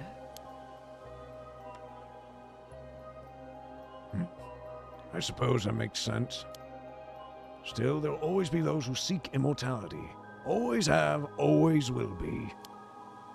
You think so? I, for one, struggle to see the appeal. In any case, there are also certain conditions that must be met for this curse of immortality to be effective. Eating mermaid's flesh alone isn't enough to make you an 800-year immortal. Oh? And what exactly are these conditions? Sorry to disappoint, but I'm not aware of the specifics there myself. 800-year immortal, a person who has gained 800-year lifespan after being cursed by a mermaid. Someone who ingests part of the body of a mermaid that meets certain conditions will be cursed and become a being known as an 800-year immortal. Once cursed, the individual's own body is lost, and a provisional body is reconstructed using the parts of the mermaid ingested as a medium. Their soul is then transferred to this provisional body, which they are able to control as if it were their own, with their consciousness presiding over both their soul and body from the head. As such, they could already be considered to be more spirit in nature than human. If the individual is fatally wounded or contracts an illness that results in their death, their body will instantly be restored to its default state, allowing them to revive. In the event that they lose any body parts, their heart will treat the largest remaining part of them as their main body and regenerate any lost parts from there, with the removed parts subsequently vanishing. This even occurs in the event that the lost body part is the head. However, these individuals heal from the non-fatal wounds at only a slightly faster rate than their bodies would be capable of naturally. As these people feel physical sensations and pain to the same extent as they would have in their original body, it is extremely difficult to tell whether an individual is an 800-year immortal or not unless they die, even for the individual themselves. The lifespan of this provisional body is 800 years from the time of its creation. Due to the individual's original body already being lost, not even the mermaid responsible for the original curse is able to dispel it. The individual will only see the end of their long life once 800 years has passed. That's horrifying. That is genuinely terrifying. Don't like that. But I can say this much at least. The mummy you have in your possession is no mermaid. Huh? Bullshit! Ain't no way that thing's that's anything other than a mermaid. What I mean to say is that mummy is a different being from the mermaids who wield this curse. Not all half-fish, half-human beings are mermaids, you see. In fact, calling them all by the same name is what leads to mishaps like this one. Say what? You mean to tell me that's not a mermaid? That real mermaids are a completely separate thing? That's right, which is why I can say with confidence that eating its flesh won't make you immortal. Seems like you weren't bluffing after all. So what is that thing then? There's gotta be some reason you're after it. I imagine that even if you had it dissected and examined, all results will point to it being just a mass of fibers. In other words, nothing more than a man-made fake. There's a very good reason for that, you see. That mummy is merely the corpse of an average human, twisted beyond recognition by the curse of the Forsaken Fish. Another curse? Another curse wielded by mermaids, as it happens. That would be the remains of someone who died under it. It also happens to be the same curse responsible for the mermaids found every few hundred years or so across the country. You see now why we'd rather you handed the mermaid over to us. The poor soul deserves a proper burial, same as anyone else. Surely even you are not as hard-hearted as to deny them that. Curses this, curses that. It's all a bunch of hokum, if you ask me. That said, the report I got from the Research Institute earlier said exactly the same thing. Oh my, I take it you've already had that mermaid dissected then. They said it was likely a fake, but asked if I wanted them to keep going anyway. I told them to keep at it, but... It should be clear now that you have nothing to gain from researching that corpse, least of all information on immortality. Won't you consider handing it over? Of course, we could always take you in on charges of abandonment and desecration of a corpse. All right, have it your way. I'm so glad you've come around. Thank you for your cooperation. I don't want to get arrested. Fuck off. Alright, give it. I'll give you the damn mermaid, but in exchange, I want you to tell me one thing. What is it? You say there are real mermaids out there. Where are these real mermaids hiding then? I suppose you could call it the Eternal World. The Eternal World? Yes, mermaids are not creatures of this world, you see. Their original home is Ryugu, the domain of the sea god. Ryugu? And how do you get there? I'm sorry to say that Ryugu's doors are only open to the dead. Going there is impossible for a living human. You could claim anything with a fairy tale like that. It all sounds like hokum. That said, the entrance to Ryugu is said to lie somewhere in the Issei Sea. That's probably what it is. At the beginning of the game, when we saw that, the other version of, like, Yuza or whatever coming out of that hole, that's the entrance to Ryugu, isn't it? There have been numerous sightings of mermaids crossing over to this world in the area's long history, which is why the Issei Bay has its share of mermaid legends, too. Now you mention it, I have heard one of those stories too. Some old tale about mermaids being found on some long-lost island called Taishima or some other like. What? Wait a moment, where did you hear that story? Ah, got your interest, have I? Looks like the story has some merits to it after all. I was simply surprised, that's all. It's not a name I've come across in any historical records. Taishima, an island said to have previously been located to the south of Kamishima. As it has long since vanished, it is sometimes referred to as Taishima or Lost Island. No official records remain, and it remains shrouded in mystery, with knowledge of it preserved only in tales passed down between residents of the Issei Shima area. Legends say the island was besieged by someone 400 years prior, and the curse of the murdered islanders caused an entire island to sink. It's just something I heard from one of the young'uns I have out there looking for mermaids. I see. Sounds like you got quite a capable young hand. I don't suppose it would be possible to meet with this individual? Nope, not happening. Unless you want to spill the beans on everything you know about Mermaid. It's every last bit of info. Maybe, just maybe, I'd consider it then. It's clear you're no ordinary housewife, after all. Is she a mermaid? Not interested? Then this meeting is over. I'll hand the corpse over to the police as promised. But don't think I've given up on them mermaids or immortality. If they really exist, I'll find them and make them mine.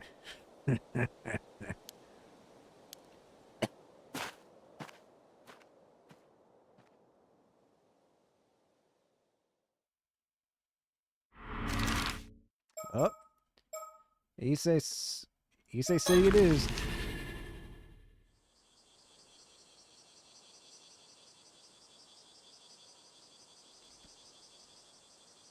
Issei City. Hey there, Itsu. Sorry for calling you out here while you're so busy. I figured it'd be best to give you the rundown on our finding as soon as possible. It's no problem. Go ahead. New area. Turtle. What do you have here? Oh, this? It's a poster advertising Kamishima. Something about to catch your eye? No, I was just thinking. Surely it would be better to put somewhere tourists actually will see it. Yeah, good point. Maybe they had some posters left over. Interested in Kamishima, are you? It's a nice place. Great tourist spot, too. I recommend it. This is one of Issei City's residential districts, right? Right now, the ground is so hot, the area around it seems to be shimmering. Hello. Despite the heat, Soto looks as unruffled as ever. I do hope he isn't pretending to just be alright. It is so hot out here. Gosh dang it. Let's see what Detective Ide has to say.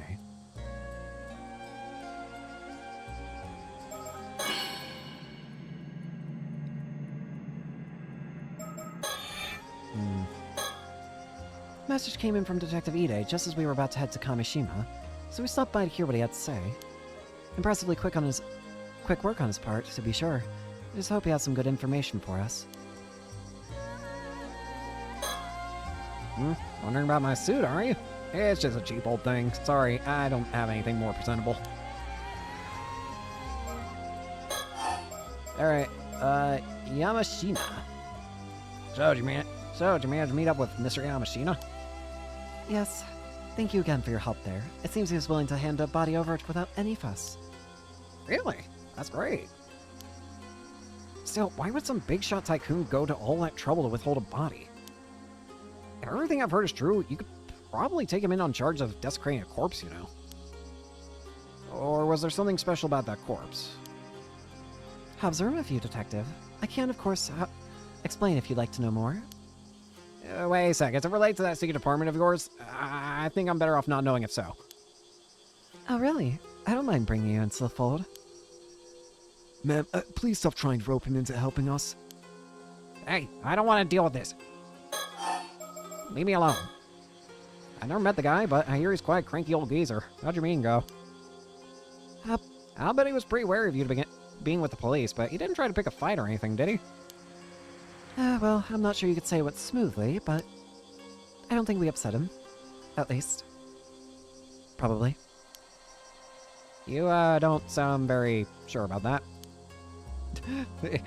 Did you see Soto's face? That's all that you need to know. The portrait sketch. Oh, right. That's exactly what I wanted to talk to you about. So, I got all hands on deck to go around asking about that sketch you gave me. And we finally found someone who recognized the victim.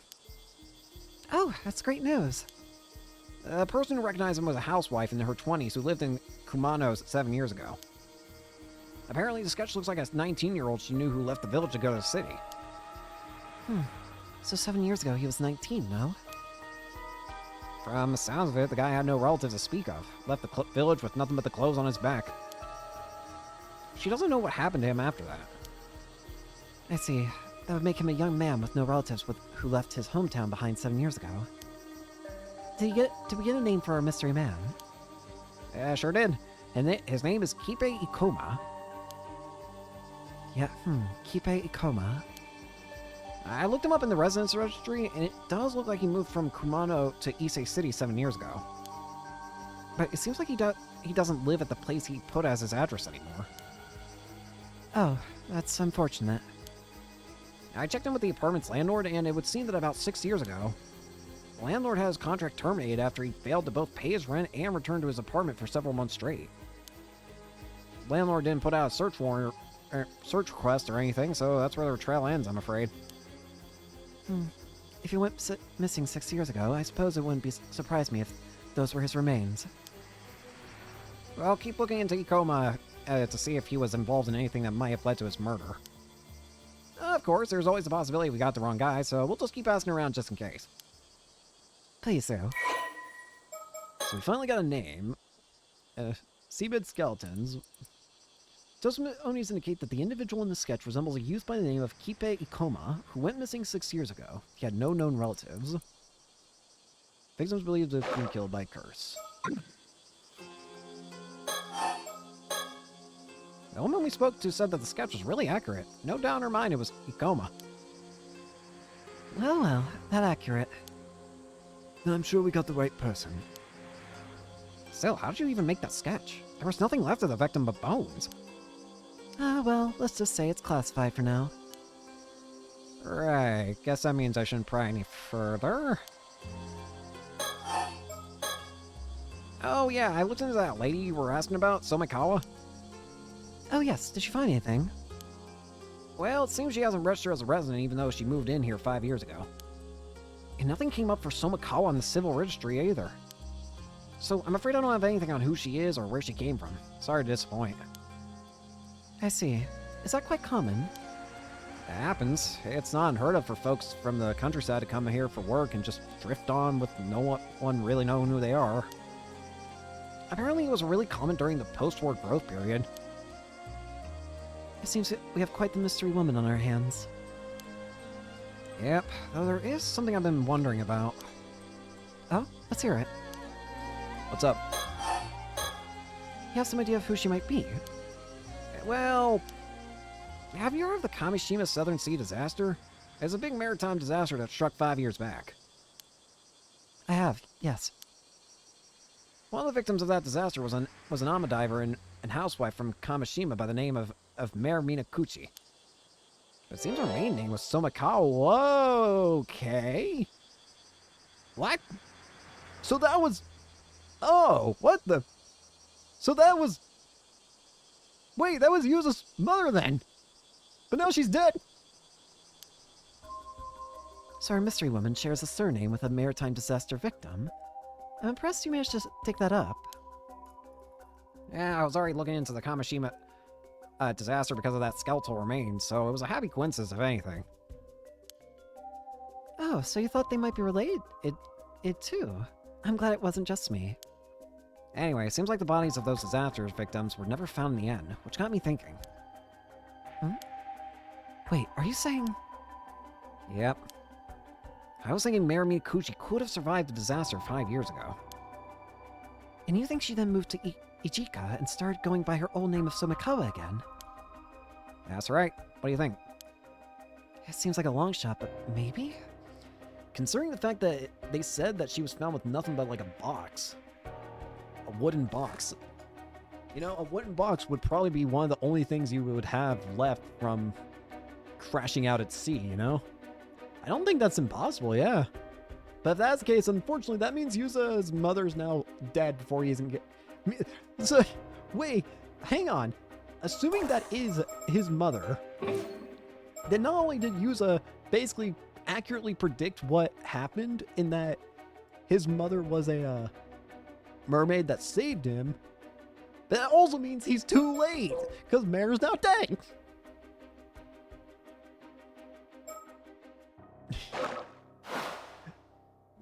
Ooh, just too late.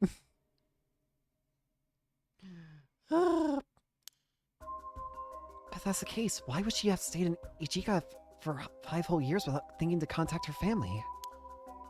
Maybe she lost her memories in the disaster?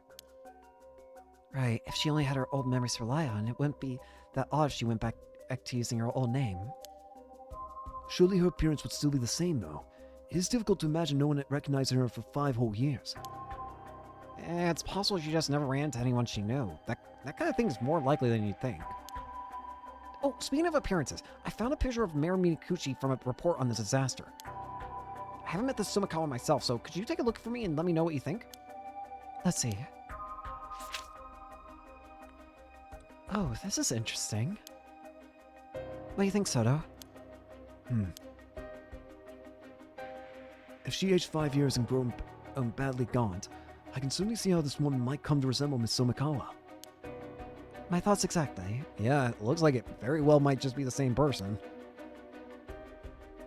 So, you agree it's a pretty solid theory. Definitely not impossible.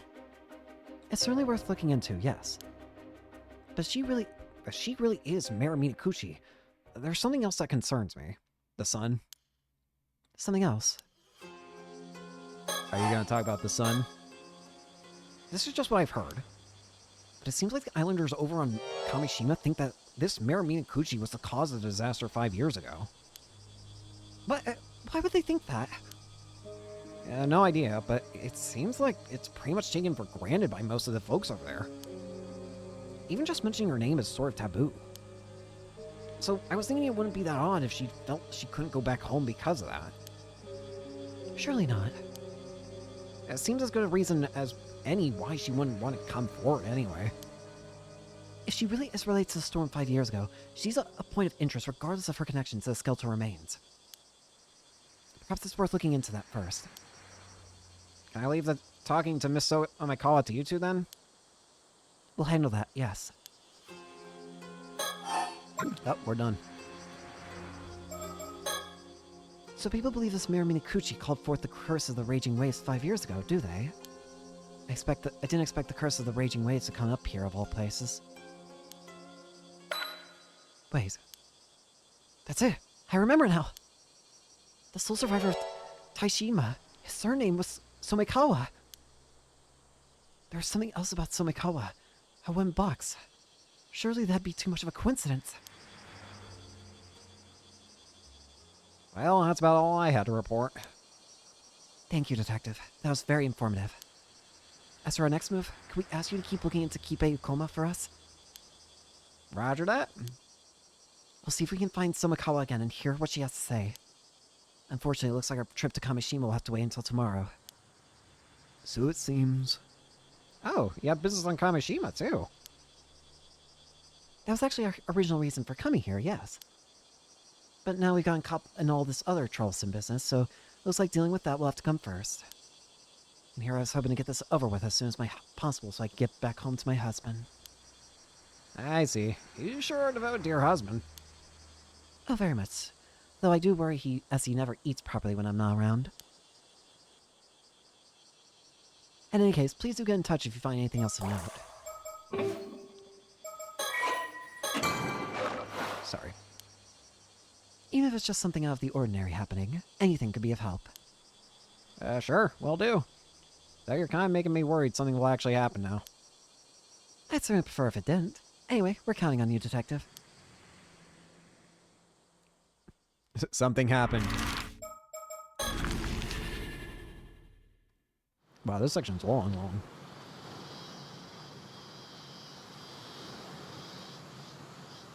Soba, you okay? Bad news, ma'am. It seems we were a step too late. Huh? What do you mean? It seems someone came and took that Sumikawa woman out to sea just a few minutes ago. What? According to the witness, a foreign man came to the port with Miss Omikawa in tow. They then boarded a motorboat that was moored there and headed out into the bay. It didn't appear to be by force, so we can probably assume they knew each other. A foreign man. Not sure what's going on, but we should probably get a boat and follow just in case. Yes, let's see if... Soda, what's wrong? The spiritual force. It's overwhelming. Why won't move? What's going on? What the? That girl over there. Is she doing this? You withstand this curse. You really are quite strong, mister. Sorry, but I can't let you go any further. I'll have to ask you to leave. But guardian spirit, grant me wisdom of the numinous. Oh, guiding spirit, light my path ahead. It seems like they saved us the effort of searching for them. So it seems. Let's see if this girl can tell us what we want to know. What the? Huh? This is scary. What? What's going on? Who are you? I could ask the same of you. What do you want with Miss Somikawa? So you know who Miss Omikawa is, do you? Maybe. What's it to you? Ma'am, this girl's spirit sense is extremely potent, but she lacks experience. She seems hesitant to employ curses against people. If I have an opening, I can use my curse of binding to restrain her. Usually it's too risky to use on ordinary people, but that shouldn't apply here. Alright, I certainly wouldn't mind getting some information out of her. So this is as good an opportunity as any. I'll see if I can get her to lower her guard. When she revers, I'll signal for you to use the curse of binding. Sound like a plan? Sounds like a plan. On your signal. Soto Okiri's curse. Oh, Jesus. This is gonna get scary. I don't know what I'm doing. Use Soto Okiri's curse of binding. Restrain your opponent when they let their guard down. Press the use curse button to signal them to use it. You only have 3 chances to use the curse. How do I... What the... Give up! What do you want me to... What? I don't know what I'm supposed to... How am I supposed to know? Question. Can we assume the foreign man who took Miss Somikawa is a friend of yours then? So what if he is? Why are you trying to follow him? Appease. No, there's no need to be so uptight. How about we stop all this and just talk a bit? Not happening. You're just gonna use the curse the moment I drop my focus. If you resist anymore, well, you've taken in for obstruction of public duties. Wait, you're at the police?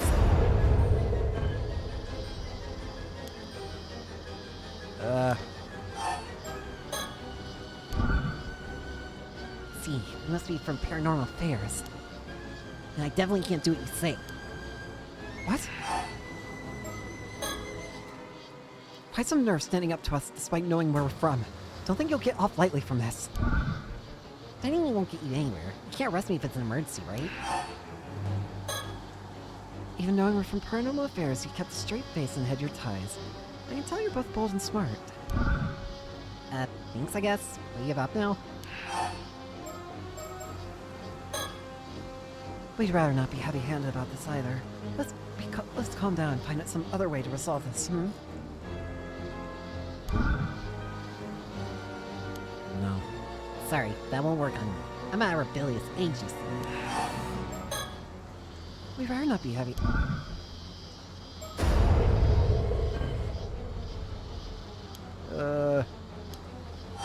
I don't know. What do you want with Miss Somikawa? I see it's seeing you. You just want the relic for yourselves, don't you? What? You know about the relic? You're also with Paranormal Affairs, then? Sorry, I have no idea who you're talking about. I suppose this is the trouble with secret departments. Not even their own members recognizing each other. What bother?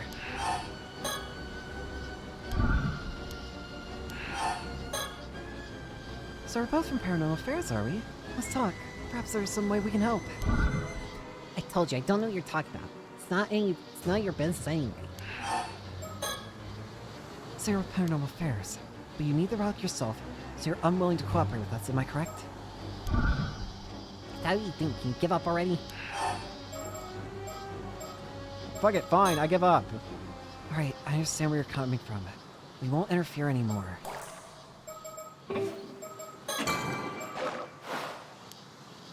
Soto, you can stop now. Ma'am! Really? Thanks. Gotcha! You grubs and your dirty tricks! You idiot. You said well to be cautious of us, but I'm afraid this is how grown-ups get things done. Now, will you tell us what you're up to here? I suppose I slowed you down enough. You'll never catch up by boat now. Asteri, guide me at my path, and with thy merciful hand uphold me. What? She broke the binding! Bye-bye. Bastard! Confound it! Stop right there! Looks like she's given us the slip. I doubt we'll be able to catch her now. So I'm gonna have a word with Paranormal Affairs about that girl. Devious adults win a curse battle. I put in a call to Paranormal Affairs about our errant young lady just now. I see. I assume she's indeed affiliated with them? Yes, seems her name is Circe Lunarlight. She's an exorcist from England who's come here on exchange. Part of her spiritual training, as I understand. The Lunar Light family. I see. Oh, are they well known? I've heard of them, yes. They're a distinguished family of exorcists, quite an old one, too. It would certainly explain the strength of her spirit sense. Right. In any case, seems that seems she's in the care of paranormal affairs while she's in Japan. Honestly, I do wish they'd tell us these things in advance. What's she doing here in Mie Prefecture? Well, it seems even paranormal affairs isn't quite sure what she's up to. They've been looking for her. From the sounds of things, she's been skipping her training assignments to travel around Japan, visiting all sorts of spiritual spots instead. It doesn't seem like they're keeping an eye on her at all. Unfortunately not. They asked me to tell her to return to Tokyo at once we next see her. I see. Won't work for us then. Yes, the things we find ourselves caught up in. She seemed to know about Samikawa too. I've got a bad feeling about all this. Shall we try looking for her? I imagine she's still in the area. No, not now. If all that is true, I doubt she'll be looking to cause too much trouble. Besides, I'm sure we'll run into each other again eventually. Well, I think that's enough trouble for one day. Let's call it a day. We'll head for Kamishima first thing tomorrow. Understood.